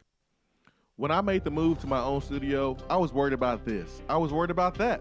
I was worried about, hey, did I get this piece of equipment? Did I get that piece of equipment? Does that sound good? Does that not sound good? One thing I didn't have to worry about, that was office furniture, because Office Furniture Outfitters met my furniture needs. With a 50,000 square foot facility, they have East Tennessee's largest selection and are the best value for new and used office furniture. Located in Knoxville, it's easy to find everything you need for your new space, including desks, file cabinets, chairs, conference tables, and more. Office Furniture Outfitters is turnkey. They came to my place, we mapped everything out that was needed, they delivered, and get this, set everything up. To learn more about what Office Furniture Outfitters can do for you, log on to ofonox.com. That's ofonox.com. It's a new season, which means it's time to rep your team in new ways with gear from Game Time Sidekicks. Rep the Vols with every sip with a new tie-dye tumbler or bottle. They also have a new NFL Players Association product line, so you can support your favorite VFL on Sundays. Want to put your own flair on a tumbler? Game Time Sidekicks has you covered with options to add your own text or even a monogram on the back of your favorite team tumbler. To check out everything that Game Time Sidekicks has to offer, go to GameTimeSidekicks.com. Carry your team with Game Time Sidekicks. More and more Tennessee businesses are switching to Iris networks for reliable, local, high-quality, high-speed business fiber internet. Iris provides direct internet access from 10 megs to 10 gigs with no payments for 90 days. Iris also offers next-generation business phones with work from anywhere capability from the mobile or laptop app. With local sales, support, and service, Iris is a partner in the community. Learn more at irisnetworkusa.com or call 865-448-IRIS. Iris Networks, a Tennessee business connecting Tennessee businesses. Top 100 barbecue restaurant Dead End Barbecue is a no-brainer when you are craving the smoky flavor of quality Q. Dead End makes it easy to enjoy their fantastic menu with online ordering from Chow Now for pickup.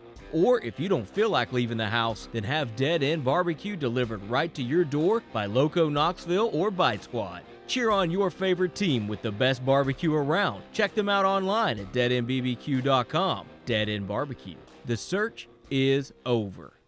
You don't have to take an L just because you can't listen to the Swain Event live. You can catch up on the podcast posted daily on the app, online, and on iTunes.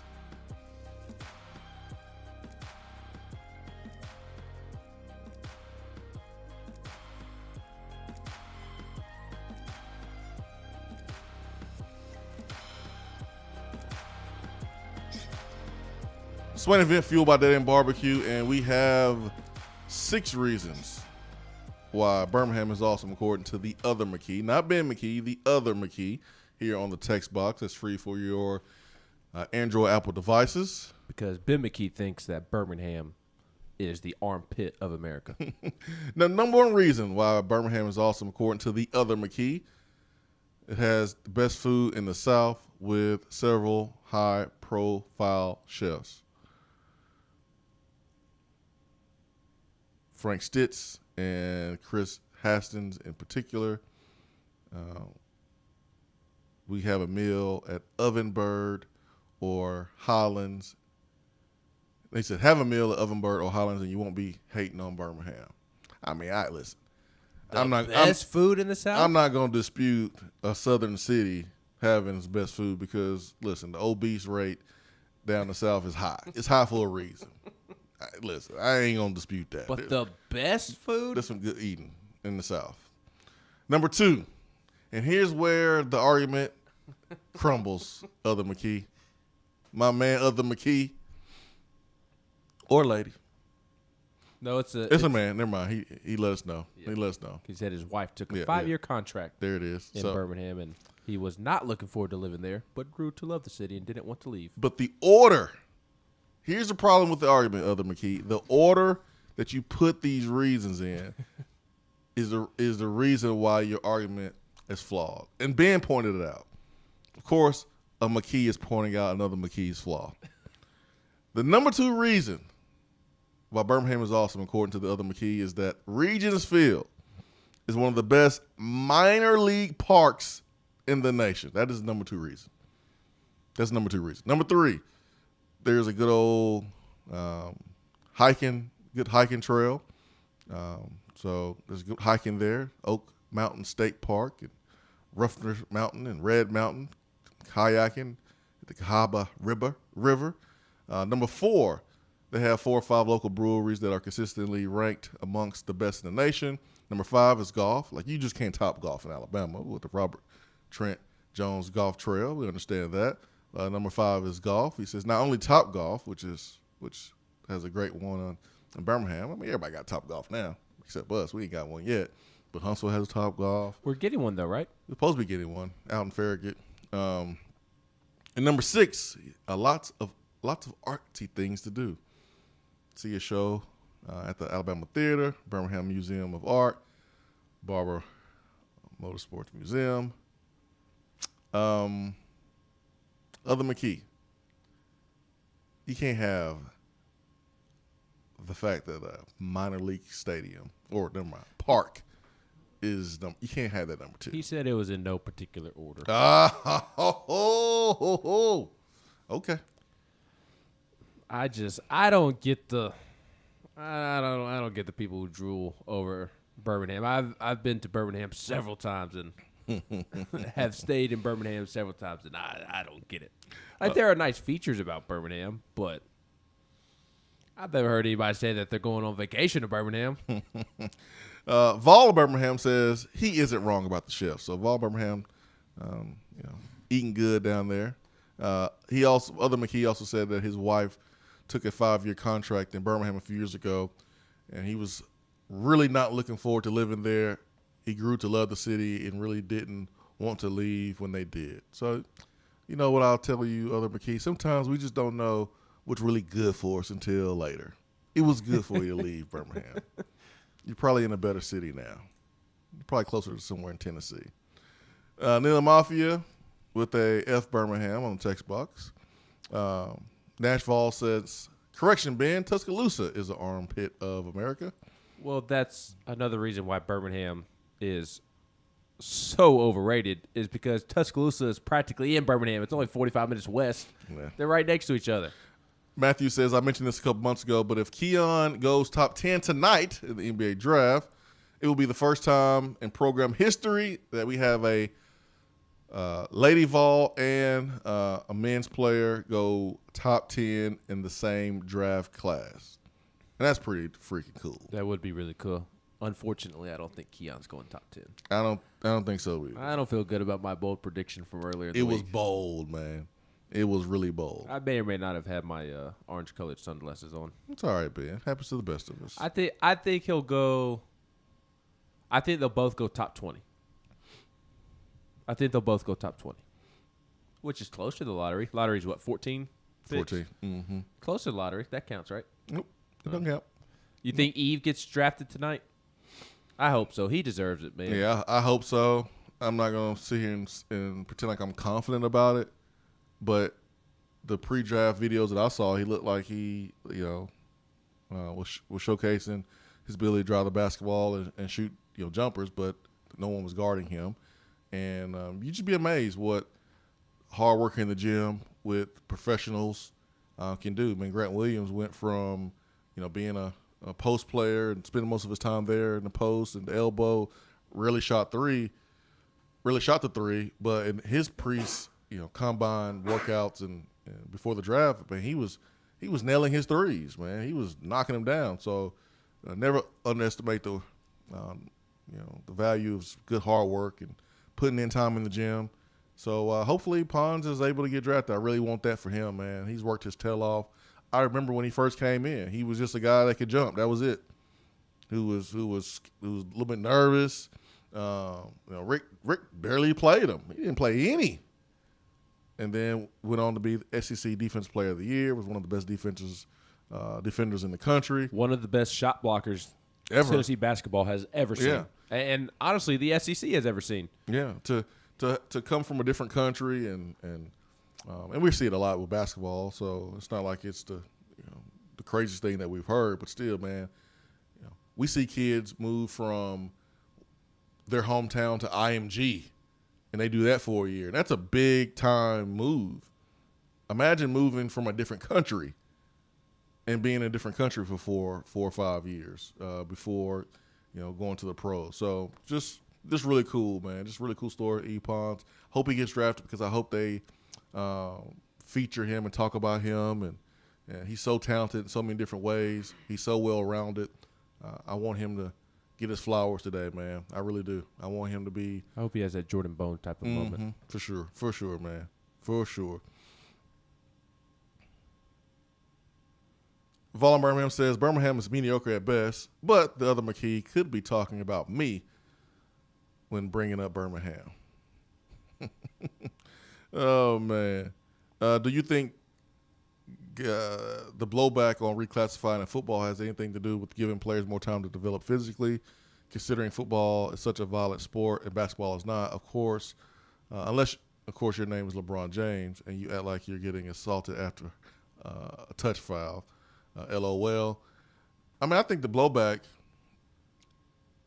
for Quinn, Ewers reclassifying, I think it's jealousy and people hating. I don't see what he should be blamed for. Yeah, I didn't see any blowback, anybody complaining. Criticism? You didn't see it? No, just a little bit, but I know, but I'm sure there was, but what the criticism that he was receiving, what were people saying? People just don't like this massive change in college sports and athletics, man. They see it being a professional sport, and it's changing, and people don't like it. People like the idea of amateurism, even though it hasn't really been that way for years. People just like the idea. They like to believe in something, even though it's not the truth. So Tony Grimes skipped his high school senior season to go play in North Carolina last year, and no one really blinked the eye. They might have said, I don't know if he can do it or not, but he did it. The only difference here with the quarterback is that there's big-time money attached to it, and folks get jealous of young people making that type of money without putting in the same work that they did. And for those people, you just got to get over it. You got to get over it. Stop being jealous. Use that energy to better your situation. Learn how to cheer people on. Be happy for others. You're blocking your own blessings when you do that. Stop hating. Stop hating. That young man's put in that work. He's playing a sport that pays a lot of money.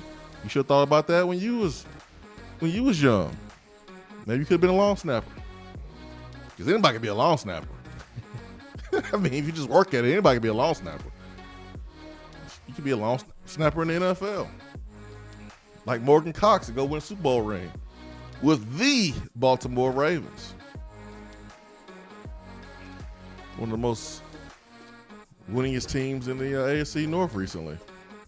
Anyways. How many playoff games has Lamar won? None you said yet. recently, which would be within the last 3 to 5 years. No, he's only been in the He's years. won one, beat the Titans. Yeah. Thanks to the Ravens defense. Maybe the Ravens would actually start winning more games when they got a quarterback to play the quarterback position and didn't put an athlete back there. Look at Ben. He don't like anything nice being said about the Ravens. No, it's not that I don't mind anything. I didn't say anything about your Morgan Cox statement, but when you say that they've won a lot recently, they haven't won a lot recently. Yeah, one of the best teams in the AFC. They won a lot recently. They have not won a lot recently. You like to knock the Steelers. I didn't say anything about the Steelers. I said they just won a lot recently. One of the teams that won a lot recently. You like to knock the Steelers record last regular season because they didn't do anything in the postseason. That's been the Ravens the last 3 years. So no, they haven't done anything. I am. You're so emotional right now. I am. Let the Ravens get a little bit of love, man. They were number one seed. I'm fine with them getting some love. Just don't say that they've won anything recently because they haven't. They have won a lot of games recently. Not in the playoffs. Well, games are games. Let me know when the Ravens win a big game and don't beat up on the Bengals 42-0. I will. I'll let you know. 865-255-03. Stay with us. for what is coming up on the Swain Event. Hey there, Swain Event listeners. I'm excited to share my new Keller Williams Realty app so you can tour homes without leaving yours. Not only can you search for homes in specific areas and neighborhoods, you can also have access to real-time market snapshots on stats like average home price and days on market, plus commute times from your office, school zones, and much more.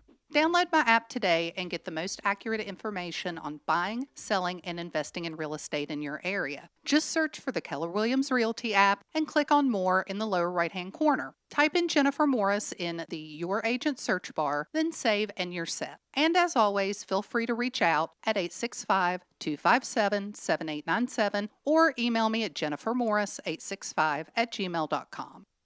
Top 100 barbecue restaurant Dead End Barbecue is a no-brainer when you are craving the smoky flavor of quality Q. Dead End makes it easy to enjoy their fantastic menu with online ordering from Chow Now for pickup. Or if you don't feel like leaving the house, then have Dead End Barbecue delivered right to your door by Loco Knoxville or Bite Squad. Cheer on your favorite team with the best barbecue around. Check them out online at deadendbbq.com. Dead End Barbecue. The search is over. If you're coming to Knoxville and need a place to stay, do yourself a favor and book a room at Hampton Inn Paper Mill, also known as the Hampton on the Hill. This award-winning property is literally in the top 5% of all Hampton Inn properties. The GM, Stephen Lawrence, is a good old local boy who grew up in the business around Knoxville. He and his staff are always available, always willing to help, and will go above and beyond for their guests. The newest Hampton Inn in Knoxville has clean, affordable rooms, flat screens, fridges, and microwaves in every room. Plus, breakfast is included in every rate. Not to mention, there's also a pool and fitness center on site. If it wasn't so close to amazing restaurants, bars, and shopping, you would never want to leave. At only 6 miles from campus, you're still right in where the big orange action is. Go to HamptonInn.com, search Knoxville, and book your room at the Hampton Inn Paper Mill or call 865-693-5400. Out-of-town law firms have been swarming into East Tennessee lately. Firms from Memphis, Chattanooga, and Birmingham have stormed into the area. Wouldn't you rather do business with a local law firm? You know, a true neighbor. Marcos Garza and the pros at the Garza Law Firm are just that. They are our neighbors and friends that support local causes year-round. The Garza Law Firm works to serve you professionally on criminal matters, injuries and accident matters, and Social Security and disability filings. The Garza Law Firm is here for you at GarzaLaw.com. The Garza Law Firm. Let us help. There are articles and news stories that you read about the things that people do. And when you're reading those and you start to shake your head, you start to scratch your head a little bit. You get confused. You don't understand why. You start to ask questions. But really, there's only one question that matters. What is that question, you may ask? For what?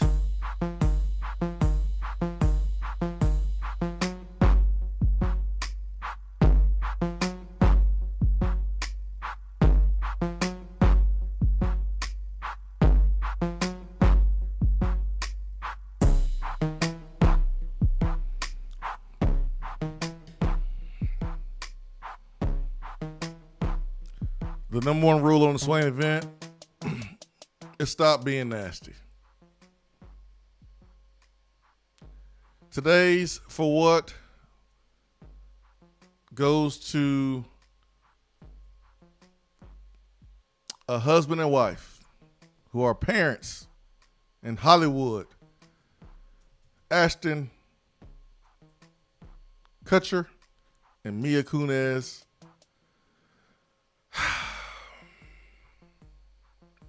They have kids together. Actors said in a new interview that they only gave their kids baths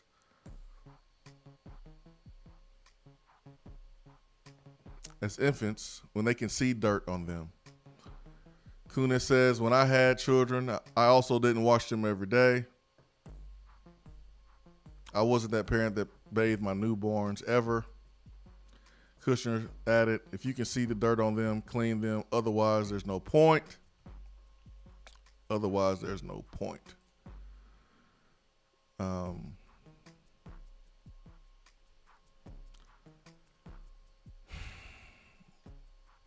She says, I didn't have hot water growing up as a kid, so I didn't shower much anyway. She spent the first 7 years of her life in Ukraine. Kushner was born in Iowa. This is what he said. Here's the real for what. He really didn't offer much rationale, but explained and said this: I wash my armpits and my crotch daily and nothing else ever. I got a bar of Lever 2000 that delivers every time.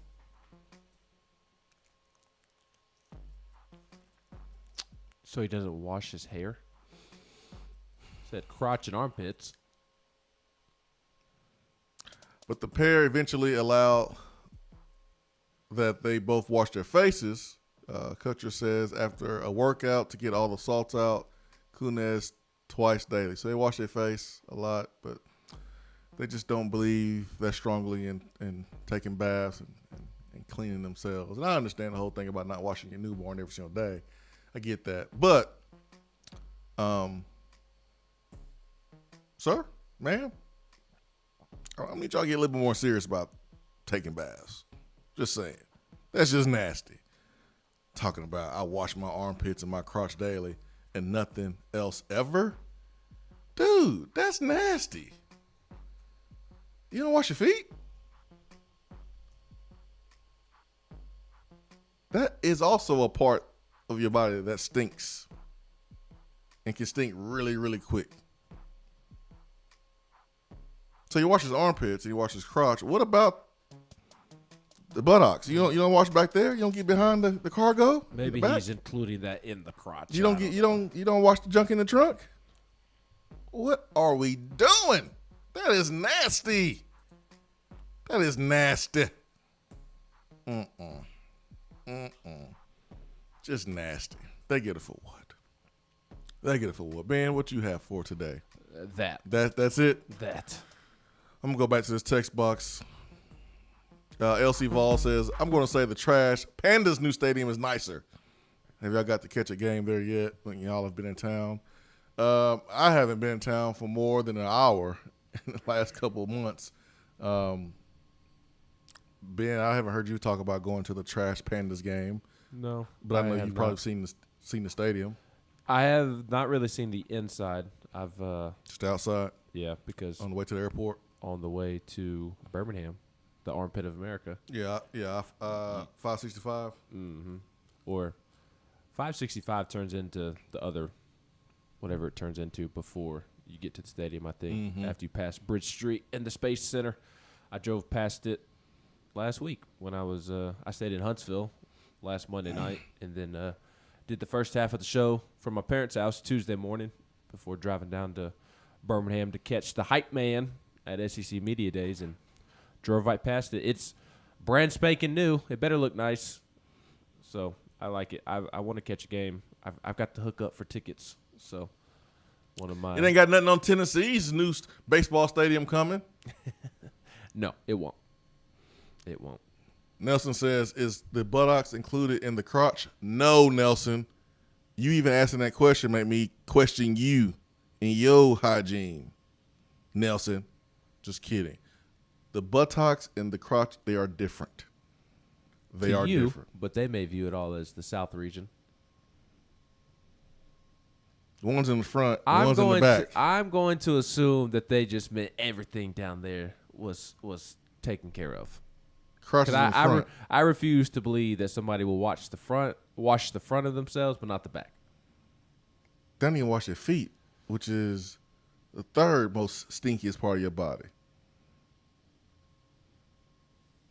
Like it's just all nasty. Like I understand the key areas, armpits, the crotch. I get it, but don't forget the feet now. Don't forget the toes. You gotta wash your feet too. He didn't say buttocks, so crotch and buttocks are different. One's in the front, one's in the back, and Ashton Kutcher is nasty. The other McKee says, tell me you the smelly kid in class without telling me that you are the smelly kid in class. That is right. And Volstein might be on your end there. Chamel from chat says, don't everybody in the NBA cry, act like crybabies when foul, or even when they foul someone else. Everyone, they all do it. Giannis doesn't. Giannis definitely does it. He gets called for a foul. He's like, oh. He does it too. Everyone does it. He doesn't do it as much, but he does it. He does it. Don't let your fandom cloud your judgment. He does it too. Well, if we want to be Captain Literal, then yes, everybody does do it. But the majority of the time, Giannis. My point is that it's not fair to lump Giannis into the same conversation as James Harden and Trae Young and Chris Paul and LeBron James. It is not fair at all to lump Giannis into that conversation at all, because it is nowhere near the same. If you're a crybaby, you're a crybaby.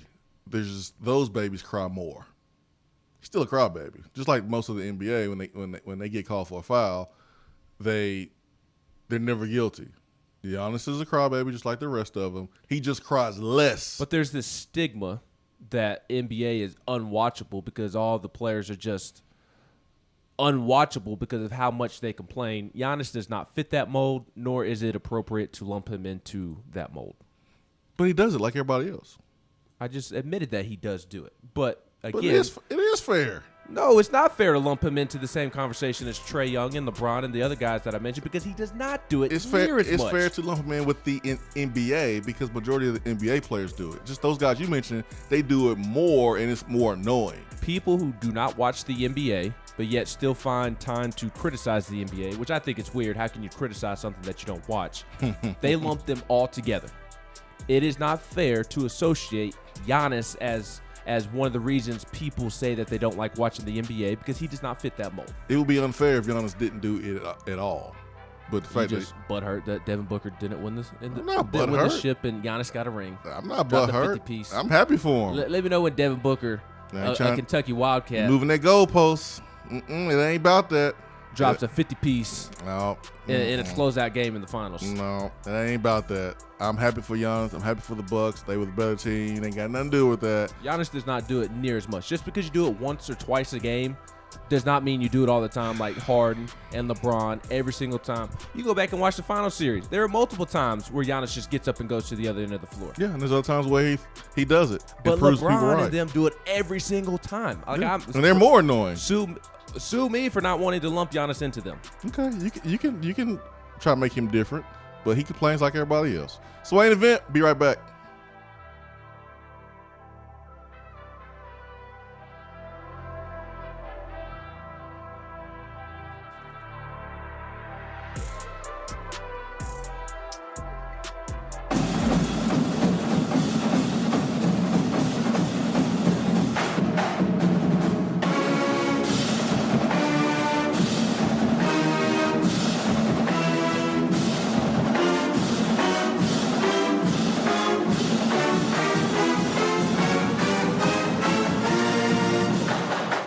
Hour 3 of the Swain Event is brought to you by the Low T Center and lowtcenter.com.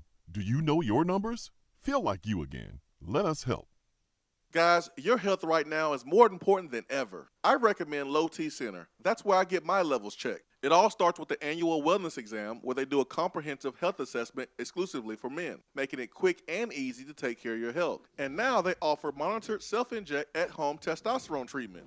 Most insurance is accepted. Go to lowtcenter.com now to book your appointment and make your health a priority. Low T Center, reinventing men's healthcare. Out-of-town law firms have been swarming into East Tennessee lately. Firms from Memphis, Chattanooga, and Birmingham have stormed into the area. Wouldn't you rather do business with a local law firm? You know, a true neighbor. Marcos Garza and the pros at the Garza Law Firm are just that. They are our neighbors and friends that support local causes year-round. The Garza Law Firm works to serve you professionally on criminal matters, injuries and accident matters, and Social Security and disability filings. The Garza Law Firm is here for you at garzalaw.com. The Garza Law Firm. Let us help. More and more Tennessee businesses are switching to Iris Networks for reliable, local, high-quality, high-speed business fiber internet. Iris provides direct internet access from 10 megs to 10 gigs with no payments for 90 days. Iris also offers next-generation business phones with work from anywhere capability from the mobile or laptop app. With local sales, support, and service, Iris is a partner in the community. Learn more at irisnetworkusa.com or call 865-448-IRIS. Iris Networks, a Tennessee business connecting Tennessee businesses. It's a new season, which means it's time to rep your team in new ways with gear from Game Time Sidekicks. Rep the Vols with every sip with a new tie-dye tumbler or bottle. They also have a new NFL Players Association product line, so you can support your favorite VFL on Sundays. Want to put your own flair on a tumbler? Game Time Sidekicks has you covered with options to add your own text or even a monogram on the back of your favorite team tumbler. To check out everything that Game Time Sidekicks has to offer, go to GameTimeSidekicks.com. Carry your team with Game Time Sidekicks. Is that as low as you can go? Okay, thank you. Hello, is that as low as you can go? Okay, thank you. What are you doing? Calling around to get the best rate on a car loan. Why? Everyone knows Alcoa 10 is the best choice to purchase a vehicle or refinance your current loan. And with low interest rates and 90 days to your first payment, it's a no-brainer. You can even apply online and sign all the documents from the convenience of your home. Yeah, I don't know what I was thinking. Alcoa 10 Credit Union. It's so easy. Go to atfcu.com for details. Rates are dependent on credit score and equal housing lender. Top 100 barbecue restaurant Dead End Barbecue is a no-brainer when you are craving the smoky flavor of quality Q. Dead End makes it easy to enjoy their fantastic menu with online ordering from Chow Now for pickup. Or if you don't feel like leaving the house, then have Dead End Barbecue delivered right to your door by Loco Knoxville or Bite Squad. Cheer on your favorite team with the best barbecue around. Check them out online at deadendbbq.com. Dead End Barbecue. The search is over. Guys, your health right now is more important than ever. I recommend Low T Center. That's where I get my levels checked. It all starts with the annual wellness exam where they do a comprehensive health assessment exclusively for men, making it quick and easy to take care of your health. And now they offer monitored self-inject at-home testosterone treatment. Most insurance is accepted. Go to lowtcenter.com now to book your appointment and make your health a priority. Low T Center, reinventing men's healthcare. Hour 3 of the Swain event is brought to you by the Low T Center and lowtcenter.com. Do you know your numbers? Feel like you again. Let us help.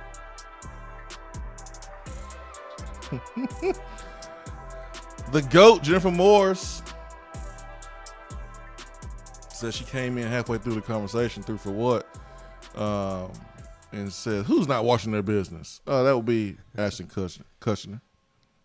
And his boo thing. Are they married, girlfriend? Yeah, they're married. Mila Kunis. No idea who that is. Yeah, she's an actor. Triss, yeah, actress. He's an actor. When I first saw the article, I thought that he was punking everybody. But man, Vaughn Birmingham is right.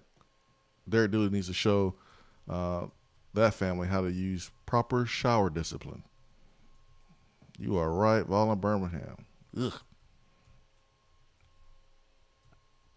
Tramel says, he did the whole playoffs, bro. Did you watch? Oh, Ben was watching. Ben had forest green and white pom-poms during the playoffs. He was definitely watching. After the Grizzlies got eliminated. But I don't understand how this is so hard to comprehend. Everybody who doesn't watch the NBA makes this assumption that the NBA is unwatchable because of the antics of LeBron James. I'm only pointing him out because y'all know what I mean when I say the antics of LeBron James, or at least you should. Giannis does not fall into that mold. Yes, Giannis complains from time to time. Everybody in the NBA does. All I'm simply saying is that I am not going to lump Giannis into the same conversation as LeBron James, as James Harden, as Chris Paul, because it is not what Giannis does does not make it unwatchable to watch the NBA. He does not fit the criticism that those who do not watch the NBA want to throw out. Yeah, the difference between me and you is you're willing to separate him from the people who do it the most. Yes. I am not separating him from people that do it the most because they all do it. I get it. I would separate you if you don't do it, but the fact that you... Well, there's nobody in the NBA that does not do it. That you complain every time Zion don't do it. I don't see Zion. I've seen. I barely see Zion talk.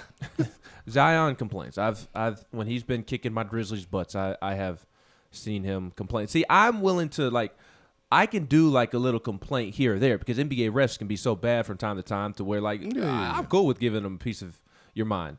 It gets unwatchable for me when it's guys like Trae Young and James Harden and LeBron and the guys I continue to mention. They do it every single time. To me, that is unwatchable. I can deal with it once or twice or here and there like Giannis does, like Zion does. It's the folks that do it every single time and slow down the game and want to stop the game to complain that bugs me. So you put yourself in the seat of a fan, right? And you're a fan, you're watching the game, and if you see on every foul, because not the same foul is going to be called on the same player every single time. If that was the case, he'll be out in the first quarter, right? Every player gets 6 fouls. So you have a team of 12, 13, 14 guys, depending on who's active, the rotation, whatever. And if you watch a 4-quarter game, you're going to have some players have 4 fouls, 5 fouls, 6 fouls. But as a viewer sitting in that fan seat, you're watching the game, everyone complains about the foul. So you're watching it, you're like, damn, everybody's complaining about the foul. Like everyone. And then you have some that do it a little bit more, who are more over the top, who are more annoying, who you see a player clearly foul someone. Like he knocked him into the 3rd row, spilt the lady's beer everywhere. Dude's bleeding from his nose. And the player who's called for the foul was like, oh my gosh, what a bad call. He's throwing up his hands. He's having a fit. That's annoying to me. Yes. But I agree with you. Like, man, referees are human. They make bad calls. There are a lot of acting going on. There's a lot of flops going on. And referees sometimes fall victim to that. And they make calls based on some of these theatrics from these players. So I get stating your case and not being happy with the call. But if you got 5 fouls, I'm sorry. One of those fouls was legitimate. You can't argue every single foul. And there are players who argue every single foul. But I'm speaking on behalf of the NBA basketball fan who sit there and watches, a full game. And to them, and I can speak for myself too, to me, like you're sitting there and it seems like everybody is complaining. It's annoying. And you don't want to see that. Like you just don't want to see everyone complain. Here or there, okay, cool. But like every single call, my gosh. And then LeBron just makes it worse, and Trae Young makes it worse, and James Harden makes it worse because they go over the top. And they're just trying to use their privilege because they're stars of the game. And stars of the game get calls. So they're trying to use their weight a little bit. And they think if they continue to argue calls, then at some point they'll begin to get the calls. It's the same thought process from the coaches. The coaches that ride the refs from the sideline, from the bench. They think if they continue to ride the refs, and this is in any sport. Basketball coaches, Rick Barnes does it all the time.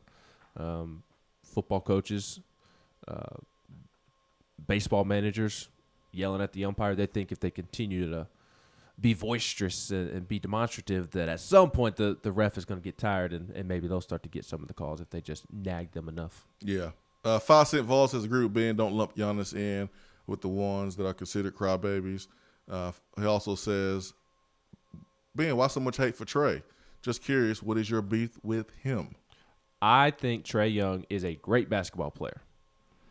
I don't like the style of play that he loves to take part in terms of seeking fouls 24/7. He is too great of a player to be constantly seeking fouls. And there's a difference between doing it within the game of basketball and taking advantage of the rules that, according to Shams Charania, they're going to change this offseason. Like the jumping in to a defender when the defender's just sitting right there in front of him. That's not basketball. That's not a basketball play. Or running around a screen and stopping so that the defender runs into you. And it's not like once a game. It's like 10 times a game, multiple times a quarter. That's not basketball. That, to me, that is not an entertaining product when you are actively seeking fouls. like seeking fouls and trying to get to the free throw line is a part of the game. I recognize that. But you do that by driving towards the rim, not by pump faking and then jumping into a defender, or by letting a defender run into the back of you, or as you go up for a shot, grabbing the defender's arms so that you can get the call. Like, to me, it's just not entertaining. So that's why I don't like watching Trae Young play basketball. I think he's a terrific player. I don't think he needs to do all that he does. It's the same reason I don't like James Harden. I don't like the constant flopping just to get foul calls. That's what I don't like about Trae Young. It's not entertaining to me. I'm with you. I agree with you. This story about Kelvin Benjamin, I remember him 2013, man. He caught the winning touchdown for Florida State to win the national championship over Auburn. Was first round pick there with the Carolina Panthers, if I'm not mistaken, or a high draft pick in the first couple of rounds, and was Cam Newton's main target there for a little bit. His size, he's always a big receiver, but his weight, I guess, kind of got in the way there, and they shipped him out. He was with the Buffalo Bills for a little bit. That didn't work out, and now he was with the New York Giants, listed as a tight end, and he was released yesterday, and some reports say he was released for stealing food, which is just crazy. I've never heard of that before. But Kelvin Benjamin kind of explained his side of the story in a conversation with ESPN, and kind of explained the situation, saying that Benjamin, the Giants wanted him at 251. They wanted him to come to camp at 251. He was 265 in the spring, and then 268 for camp. And a Giants source confirmed Benjamin was going to be fined for reporting overweight, even though he had passed the conditioning test on Tuesday. Man, that conditioning test is no joke. He says, first thing Judge said is I came in 15 pounds overweight. So I'm like, how did I come in 15 pounds overweight when I was 265 for minicamp? And he said, you left at 265 and came back at 268. Of course, I lift weights. I got more muscle. I'm basically smaller than I was as a wide receiver. I was like, how is that possible? I'm a tight end now. How does that make any sense? Benjamin walked off the field into the locker room. Dave Gettleman, the GM who drafted him with the Carolina Panthers, followed him. Benjamin said, my mental state was thrown. I didn't know what to do. I just went to the locker room to calm down. Gettleman came in there, and I could hear it in his voice that they were going to release me. If they wanted you at 251 for camp and you didn't come in at 251, I mean. And you were probably already on your last straw. No, he was, just because he wasn't performing really, and had trouble creating separation of wide receiver, which is why they moved him tight end. But man, they serious about that weight now. They are serious about that weight. He's going to get fined. Some teams will fine you $100 a pound. Some other teams will fine you $500 a pound. So every pound that you over, you are going to get fined either 100 or 500 or 250, just depending on the team that you play for. And he came in 17 pounds more than they wanted him to be. So, if they sign you and they want you a certain weight, you kind of have to be at that weight. And I hate that happened that way. And they embarrassed him that way, because there's reports out there that he was released for stealing food. Which would not be surprising, because he has been on the Eddie Lacy food plan since he got to the NFL. Yeah, but when you at the complex or the training facility, the cafeteria, you ain't eating crazy there, because you on your best behavior. But when you get home, that's when you order the China food like Eddie Lacy. That's when your discipline, falls by the wayside. Is when you get home and you're eating things that you can't eat because no one can see you. That's what happens. That's what happens. All right, tight ends for Tennessee. Yesterday we talked about the running backs. Today, tight ends, man. You got some got 3 freshmen who are listed as tight end. Don't know if those 3 freshmen will stay at tight end, but they are right now listed as tight ends. You got 3 freshmen and you got 3 upperclassmen. How will it shake out for Tennessee? We'll talk about the tight ends coming up. Stay with us.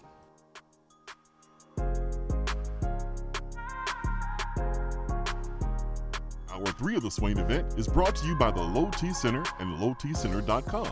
Do you know your numbers? Feel like you again. Let us help.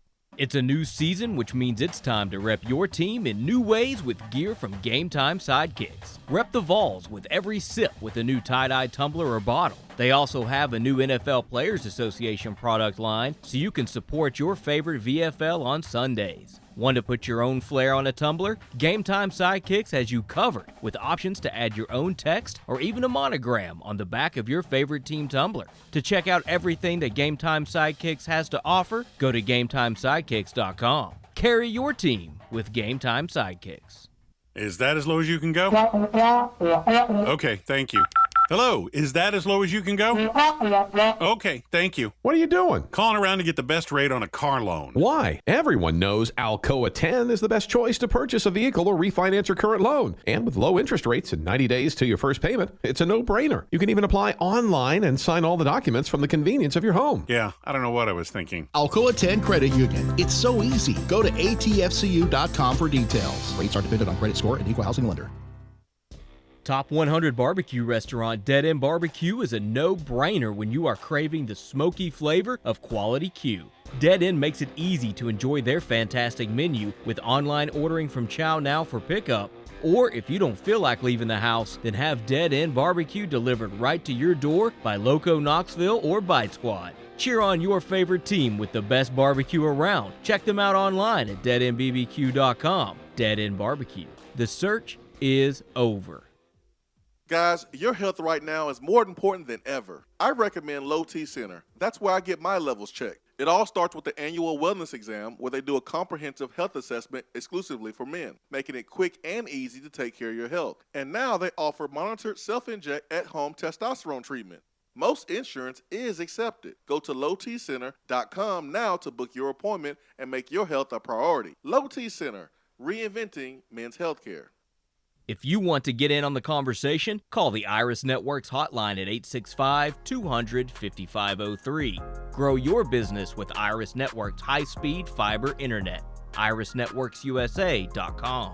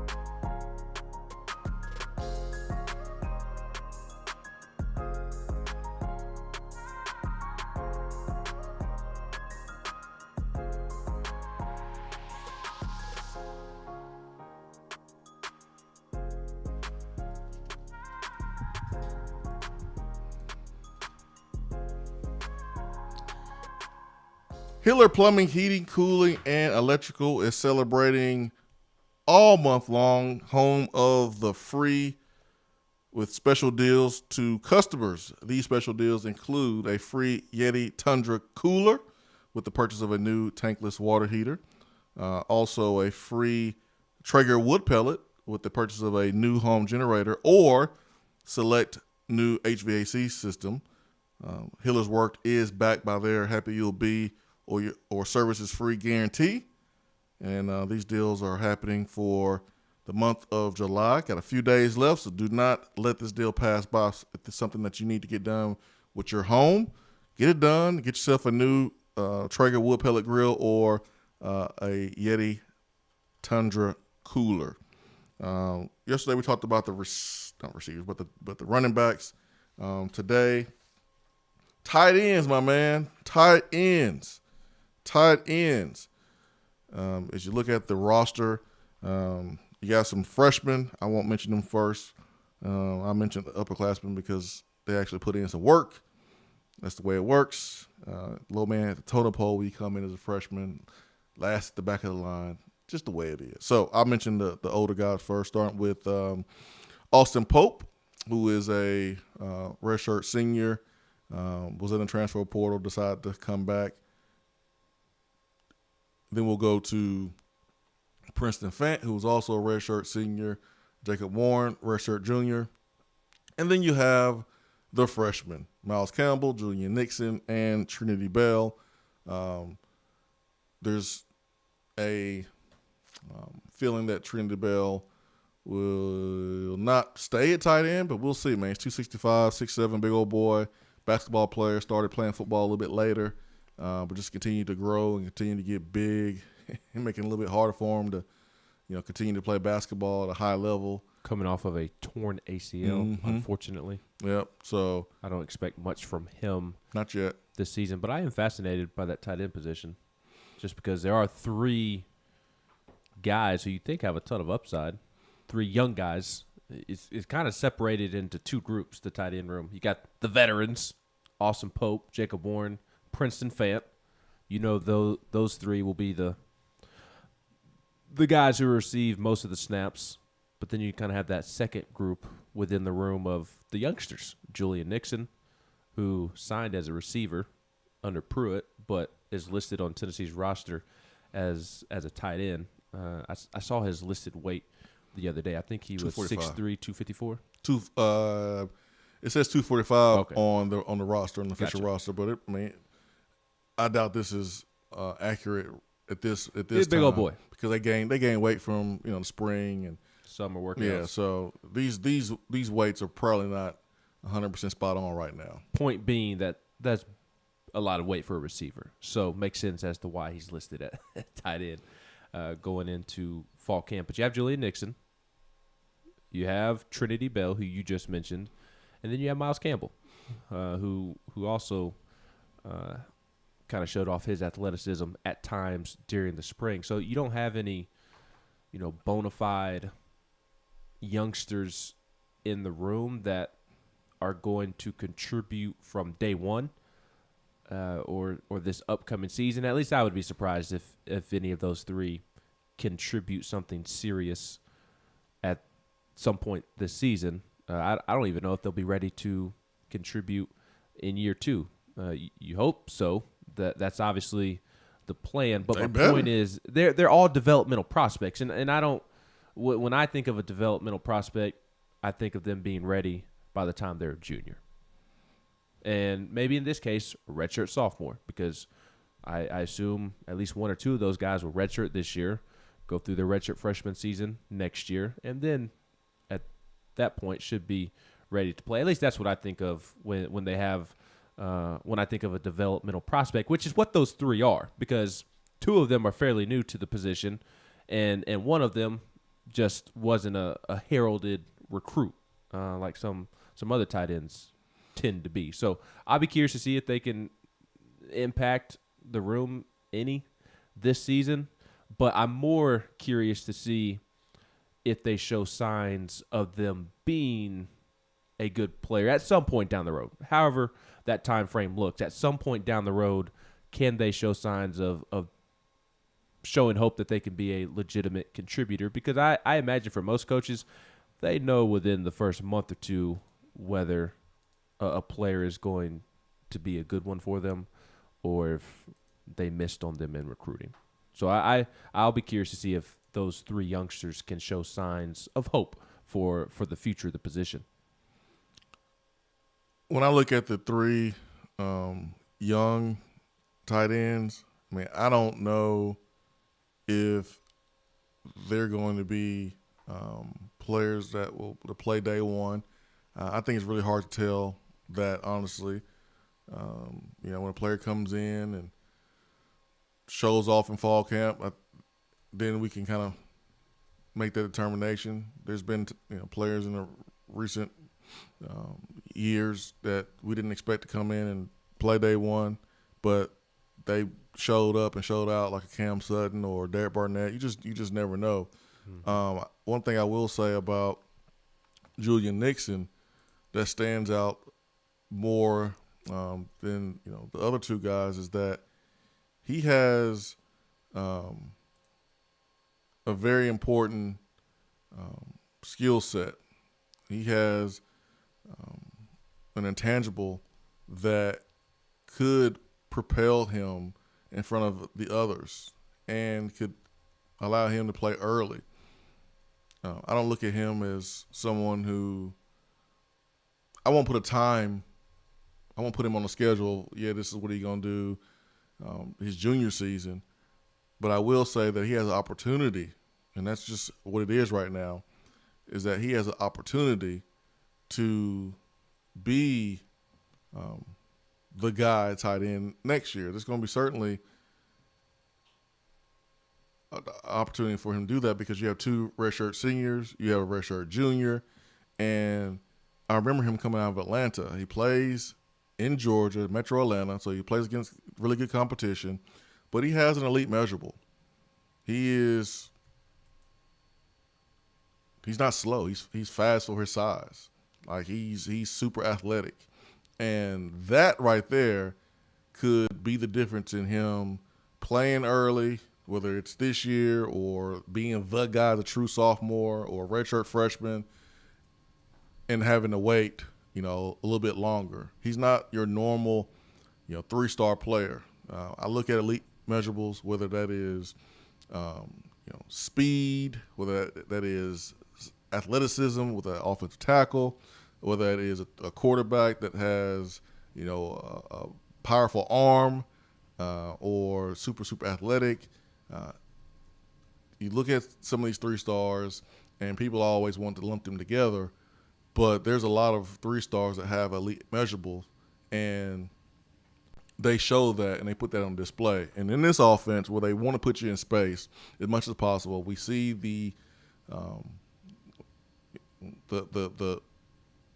game plan of recruiting to bring in as much speed as possible. Kentucky just landed the fastest guy in college football, a little player out of Mississippi. Mm-hmm.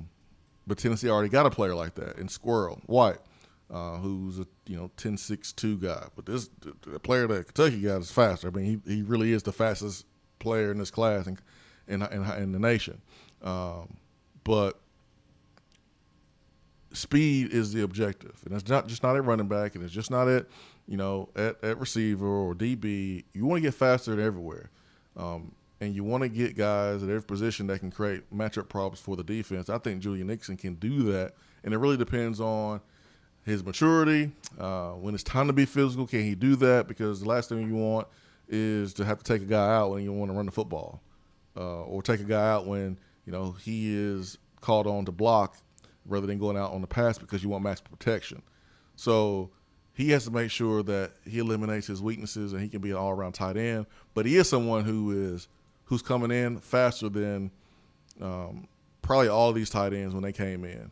Jacob Warren was small when he came in, but he wasn't a speed guy. Not that a tight end is really classified as a speed guy, but for the position, yeah, he wasn't. Warren was not a speed guy. But Julian Nixon got a chance. It just depends on what he does in camp. Can he stay healthy? Mm-hmm. It's hard for a freshman to compete and turn heads in fall camp when he's nicked up because he hasn't necessarily proven himself. It's different when a sophomore, junior, senior goes into fall camp coming off of injury, surgery. He can sit back, know that his job is not going to be taken because of what he did the previous year, what he showed.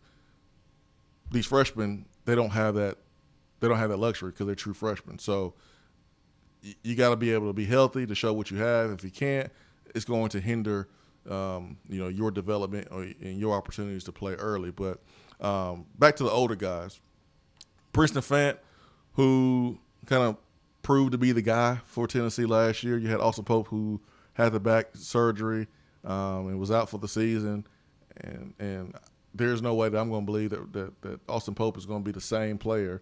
I think anytime you have a major surgery like that, it's going to change you. Doesn't mean that he can't be good or whatever, but you just when they cut on you, you're never the same. As simple as that. And they've done it multiple times. Yeah. So I'm not expecting a ton out of Austin Pope. I kind of view that as I'm going into the season looking at Tennessee's tight end position as Jacob Warren's and Princeton Fance, and then whatever you get from Austin Pope is like the cherry on top. Like any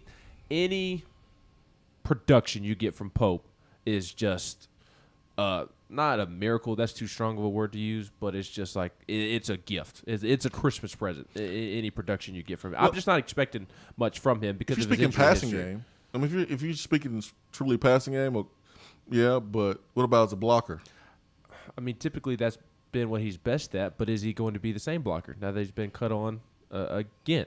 Man, he wasn't a bad blocker before. No, he was a great run blocker. Yeah, so I mean, as a pass catching tight end, okay, you might not expect much of him because you haven't seen much of him, But as a run blocker, man, listen, man, that offensive line wasn't terrible, and Tennessee was able to run the football at times at will, and the tight end was a big part of it. Now, Austin Pope wasn't there last year because he was hurt, but the year before, like he was playing because he did a pretty good job of run blocking. So yes, but that was before his second back surgery, correct. and before he didn't even play at all last season. He didn't play at all. Just said that. Yeah, even as a run blocker, I kind of view it as any production that they can get from him is just an added bonus. Just because we have no idea what Austin Pope is going to show up.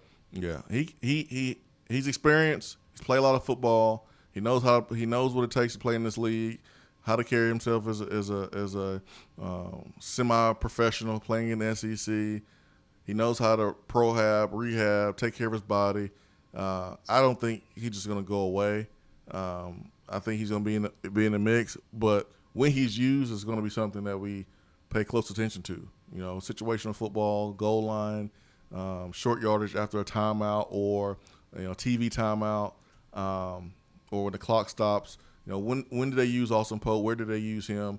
It's funny, Ben, because when Pruitt first came in, you already had a player in Jacob Warren committed to Tennessee. Farragut brought up, Dad played at Tennessee, James Warren, and Jacob one-hand catches, was a baby receiver, in high school. No one can guard him, and Pruitt necessarily wasn't thrilled with him because he couldn't block, and he was light in the butt, and they told him to gain the weight. This is the offense that I want to run here. And honestly, if I'm Jacob Warren, I would have transferred. Yeah, I would have been out of there. But your dad played Tennessee, you're from Tennessee, and that's what sometimes your love and your heart maybe overweighs your brain a little bit and your mind. Not saying that, it was a bad decision, for him, but for me, if I know that there's all these schools in the country that uses my certain skill set better than the incoming coach who let me know, hey, man, we not doing that. So whatever you saw before, we not doing that. That would have gave me, that sign to go ahead and find somewhere else to go. But not only did he stay, but he bought in. He gained the weight, and it didn't cause a problem. He did whatever the team asked him to do. And now, with 2 years left of eligibility, he's getting the guy that I think could be perfect for him in his game. Hopefully he hasn't gained too much weight where he forgot the things they did to get this scholarship at Tennessee. But I'm happy for Jacob Warren, man. He has a coach now and an offensive philosophy now that should include him more. Now, do the tight ends eat a lot in this offense? Well, if you go and look at what the tight ends did at Central Florida in the last 3 years, they ate more than the tight ends ate, in the last 3 years of Tennessee. I don't think college football really uses their tight ends well anyways. It's hard for me to look at really any team besides like Notre Dame and Stanford who consistently uses their tight ends and really utilizes them. All the tight ends get neglected in college. They are used better at the NFL level, but all of them get neglected, man. It's crazy to me. But I'm happy for these tight ends because I think they'll be used more in the passing game. They have more opportunities, obviously, because there will be more plays. When you look at this group, and let's just say, you're going 3 wides with a tight end, or there's only one tight end inside the white lines inside the game. Who do you think that tight end is going to be for Tennessee? Jacob Warren. You think that's the one tight end? You think that's tight end number 1? TE1? Well, no, I think it's Princeton Fant. But I also kind of think it depends on what Tennessee wants to accomplish depending on the package and personnel open field that they have on the field. Open field can be any part of the game. I think Warren is their best pass catcher, most natural pass catcher. But I think Princeton Fant and Awesome Pope are more likely to be used when they want to line up a tight end on the end of the line of scrimmage as an extra blocker. So I truly think it depends on the package that Tennessee has on the field. Again, I think Warren is the most natural pass catcher. We saw that with him coming out of high school. And I really feel bad for Jacob Warren because he had to transform his body to do what Pruitt and Chaney wanted to do, which was use him as a blocking tight end, and that's not what he was. He could have transferred. Could have. And now he's had to retransform his body. Probably not as drastic of a change going back to what he was as he had to do to get to where Pruitt wanted him. But still just another philosophy that he has had to adjust his body to. And I'm sure he has no problem with losing 15 pounds or 10 pounds or whatever they wanted him to do so he can get some balls. Yes. You want me to do what? To yes. do what? Oh, give me that salad. No dressing. Let's go. I'm happy for Jacob Warren. I am too. We joke all the time about good kid. He's truly a good dude, and I hope that he can really find some success in this offense. And I think he is the tight end that when they need to split somebody out wide, I think it'll be Jacob Warren. Or if they want to line somebody up in the slot, a tight end in the slot, I think it'll be Jacob Warren. But when it gets into short yardage situations, I think you're more likely to see Princeton Fant in the game, possibly Awesome Pope. Again, as a blocker, as a pass catcher, I'm not really going into this season with any expectations for Austin Pope just because he didn't play last season, got his back cut on for a second time. So I think anything that he produces will just be an added benefit to this offense. I think it's the Princeton Fant and Jacob Warren show going into fall camp. This is something we have to think about and talk about. You don't have time to be subbing guys in and out. That's true. You mentioned Jacob Warren, be the tight end you want to split out. But this is not Little League where you got the coaches behind the line of scrimmage and you say, all right, little Jacob, all right, you line up wide. Okay, we're going to move this formation over here. We're going to get Jacob a pass. It's flowing and going. This is going to be an offense that puts up a lot of points. Puts up a lot of plays. That's the objective, is to put up a lot of plays, and you're going to go fast. Well, in going fast, you don't have time to be subbing guys in and out. And if you want to sub guys in and out, all you're doing is giving, the defense an opportunity, if you change personnel, to make an adjustment too and change their personnel, which I don't think Hyper wants to do that a lot. So you have to go with a tight end that is the most well-rounded, who is the most complete. You want to go fast. You want to be balanced. Well, you better go with a tight end or two if you decide that you're going to run 5, 6, 7 plays with 2 tight ends, and then you are willing to change personnel and allow the defense to do the same and slow down tempo a little bit. You better go with a tight end during that run, during that stretch, where you feel comfortable running the football his direction, and when it's time to pass, that he's going to be able to create separation and make catches and make plays too. And so I'm looking at these 3 older tight ends, and I think the guy who shows that they are the most complete in fall camp most reliable. It doesn't matter if it's a run, pass, whether they're going out on a pass or they staying in and blocking. The guy that can do that the best will be the guy who plays the most.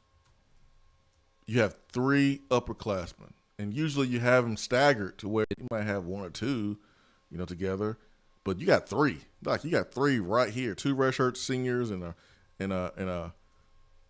redshirt junior. So basically, they're all seniors.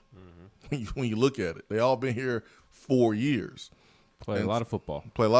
And I don't know how many 3 tight end sets you're gonna run unless you're at the goal line, and even then you're gonna be in shotgun. So that's gonna be a good battle. That's gonna be a good battle for sure. I definitely think all 3 will play. I don't think there's. Well, I know Princeton Fant and Jacob Warren will play. Again, I'll be curious to see how much Austin Pope's body allows him to do. He's definitely the X factor of the group because a fully healthy Austin Pope with no limitations, I mean, he's probably tight end number 1. I think the bigger question going into fall camp is what does Miles Campbell, Julian Nixon, and Trinity Bell look like? Which I don't like throwing Trinity Bell in there, which is why I paused because he's coming off of a torn ACL, and who knows if he even sticks to the tight end position. But I'm still very intrigued to see what those 3 look like in fall camp. I can tell you what Trinity will look like. He can look real good in his jersey when he's coming outside, standing on the sideline from doing his Muscle Beach workout. Yeah, with the strength staff. Yeah, he'll probably have a leg sleeve on. Yeah, so I mean, I'd be curious to see what Miles Campbell looks like as well. He went through spring practice. I mean, he should be able to take a step forward this fall camp, because he did go through spring. Fall camp won't be completely foreign to him because he went through something similar in the spring. Do you see one of these freshmen leapfrogging a upperclassman? The only way I see that happening is if Austin Pope's body just completely gives out on him. That's the only way I would see it. Too much ball under the belts of those 3. Played too much. Been in the program for too long. Veterans. It would be very surprising to me if Julian Nixon or Miles Campbell can leapfrog one of the veterans. That's either a great thing or a bad thing for Tennessee. If it's a great thing, then that means they've got something special in Julian Nixon or Miles Campbell. If it's a bad thing, then the veterans are not doing what they're supposed to be doing. But it would surprise me. To start the season, I don't anticipate that happening, but I can certainly see it happening as we progress down the schedule. You got two guys playing from the state of Georgia. Same build, 245, 6'3", got some athleticism, and that's that intangible that I point out all the time is, man, you got a guy, if he's a quick twitch athlete, if he possesses some type of elite measurable, I mean, all bets are off. And Cam Sutton had an elite measurable. He was a taller corner that was very, very sound, and mentally he was mature. Derek Barnett possessed an elite measurable. He was relentless. He was mature, super athletic. I can see one of the freshman tight ends leapfrogging one upperclassman at some point during the season. I can see that happening. I really can. 865-255-03. Let me hit this text box before we ride out for today as we approach the end of the show. Tina R. says 5 weeks from today, we will be back in Neyland. Oh, you already know. Big Shot Rob says, who got the best hands on the team? I don't know. I don't think I can say that right now. I mean, not a lot of guys caught a lot of balls last year besides Josh Palmer. So that is a question for the coaches and the players, which I imagine if you're a receiver, you'll say, I have the best hands on the team. At least you better. It might not even be a receiver. That's true. Because I remember when I played, the second best hands on the team was Chris Brown, tight end, who came in day one taking people's reps. Chris Brown, friend of the show. Yeah, taking people's reps. And you notice I said second best hands because you know who had the best hands. Robert Meacham. That ain't even close. Boy, stop. Robert Meacham, Brett Smith, Chris Brown. Yeah, it's anybody on my teams. They know best hands on team was number one. That's not even debatable. Now, speed, that's a different category. But best hands. Pre-ankle or post-ankle? Pre and post, man. I had Both. other guys that was way faster. But when it comes to hands, come on, it ain't even a question. 423 Vol says, can't stand Birmingham. Got a ticket for going 3 miles over, 3 miles per hour over. State trooper said he wouldn't have given me a ticket if I hadn't had a Tennessee sticker on my car. That mother. I would have cussed him out. Yeah. In my head, at least.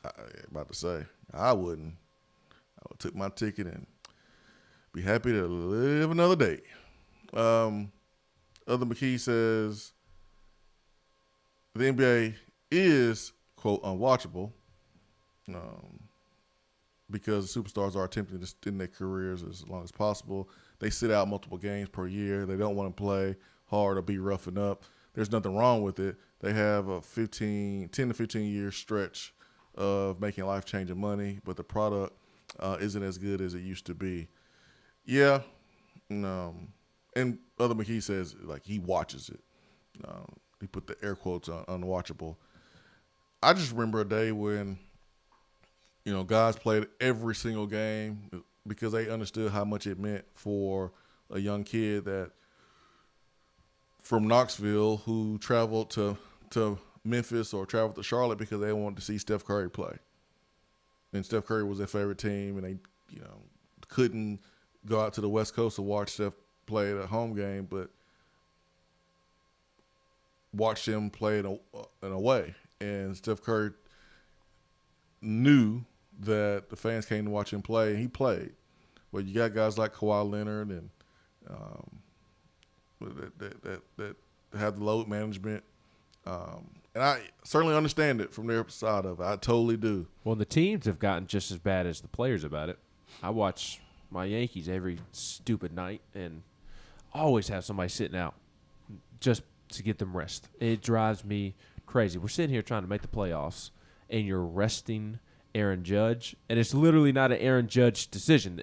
It's a front office decision, and I get that Aaron Judge has a history of being hurt, but it's like, come on, we're trying to make the playoffs, and there's 2 months left in the season, and you're resting our best player, one of the best players in baseball, and it's a baseball and basketball issue, and the teams have gotten just as bad about it as the players because they want their investments to to be worth something. It's about being healthy at the right time, making that championship push, and coaches are getting fired quicker now because there's so much pressure on them to win.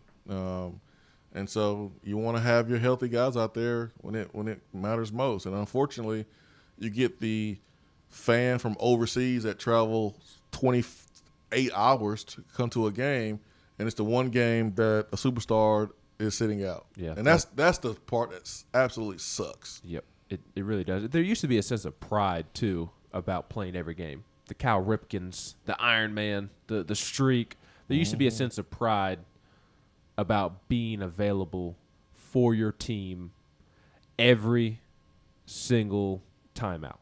Baseball, it's every single day. Basketball, it's 2-3 times a week. There used to be a sense of pride in that. There used to be a sense of pride of playing through injury and toughing it out for your teammates. And now, not that they don't care about their teammates, but they prioritize their money more than they do winning or their teammates, and that sense of pride has disappeared. I don't like it. C-Mate asked if the Bears asked me to move tight end, would I have agreed to it? Number one, they wouldn't have asked me because I'm like 6'1", and how many 6'1" tight ends you see in the NFL? Princeton Fant, 6'1". his cousin, who is in the NFL, ain't 6'1". I don't know that Princeton fan is 6'1". I know he's on the shorter side. Do you still have the roster pulled up? 6'2". 6'2". So 6'1". So 6'1". Yeah, 6'1". But hypothetically, let's just for the sake of the question, would I have done it? Probably not, because my heart wasn't in playing hurt anyway. So I stepped away from playing receiver. What if you were fully healthy and your injuries did not exist? If you were a Tim Tebow type of situation and like you were healthy and you wanted to keep playing football, would you have moved to tight end? I've never been asked to do that. Like, I've never been asked to change positions. I've always played the position I wanted to play, been good at it. So I don't know, man. That is a whole nother can of worms, a whole nother conversation. If it was your only chance to stick around in the NFL, would you have done it? Yeah, probably. Yeah. I would hope so. Some guys are like, nah, I'm good. But if you want that check, you're going to do it. Did you like blocking? I mean, obviously you didn't like blocking Earlier over catching passes, but earlier I didn't. Jordan Reed is 6'2", is what C-Mac pointed out. Tight end went to Florida Redskins. Nope, not Redskins. Watched the football team. Don't counsel me. Please no emails. I'm sorry. Sorry. I didn't like blocking early in my career, and why? Because I like catching balls. I didn't know if it was something with the actual blocking. It's just like it's just like sometimes a basketball player, they don't play defense. I mean, you put so much stock into putting the ball in the basket, and that you don't understand that being a complete player is what it's all about. And so, yeah, I didn't. Like, I blocked when it came to me, when the ball came to my side and stuff like that when I was young. But what changed? I knew that I can wear the person out in front of me and take little body blows. Mm-hmm. Like, I was playing checkers. Mm-hmm. And then when I got mature, I understood that I could play chess. And what I mean by playing chess is I know that if I go and cut this DB and knock him down, then maybe I can twist his ankle a little bit. Maybe I can, bang him up a little bit. And now it makes it easier for me to run that route. Maybe it's a little bit harder for him to get out of his back pedal. Maybe it's a little bit harder for him to make that tackle on the next play. If I'm doing my job and making him exert energy, that's energy that he doesn't have for the next play. And I didn't understand the game within the game. I was basically giving him a pass and letting him rest and make it easy for him by not attacking him every single play. But I realized that quick, fast, in a hurry at Tennessee. How do you manage, or how would you manage not exerting too much energy in blocking, but also getting the job done? That way, when it did come time to run whatever route, that you weren't gassed. Get your ass in shape. That's the answer. You use the basketball example. You see Trae Young or Steph Curry or Ja Morant take a couple of series off on defense because they're exerting so much energy on offense. Yeah, you just gotta make sure you're in shape. And that's normal, basketball. I mean, if you got the ball every single time down and you playing one-on-one and you feeling it, man, you gonna, we saw it in the finals with Giannis. Like, Giannis would go crazy, score 12 straight points, but he was tired. So you get a ball to Chris Middleton, let him do his thing for, a possession or two. So that's a really good question, though. What I do. Swain Event, fueled by Daddy and Barbecue. Hour number 3 is powered by Low T Center and lowtcenter.com. Tomorrow, there will not be a show. We'll be back Monday. So tomorrow, no show. It'll be the last little break. Did not take a vacation. Before the grind. It'll be the last break before the grind. One last charging of the batteries. Yes, sir. So no show tomorrow. And Monday will be full steam ahead, 100 miles per hour. as we get closer and closer to August the 3rd, where Josh Heupel will be addressing the media. And then August the 4th, first day of fall camp for Tennessee. For Ben McKee, I'm Jason Swain. We hope you have a great day, great weekend. Be back on Monday. Peace and love. We are out.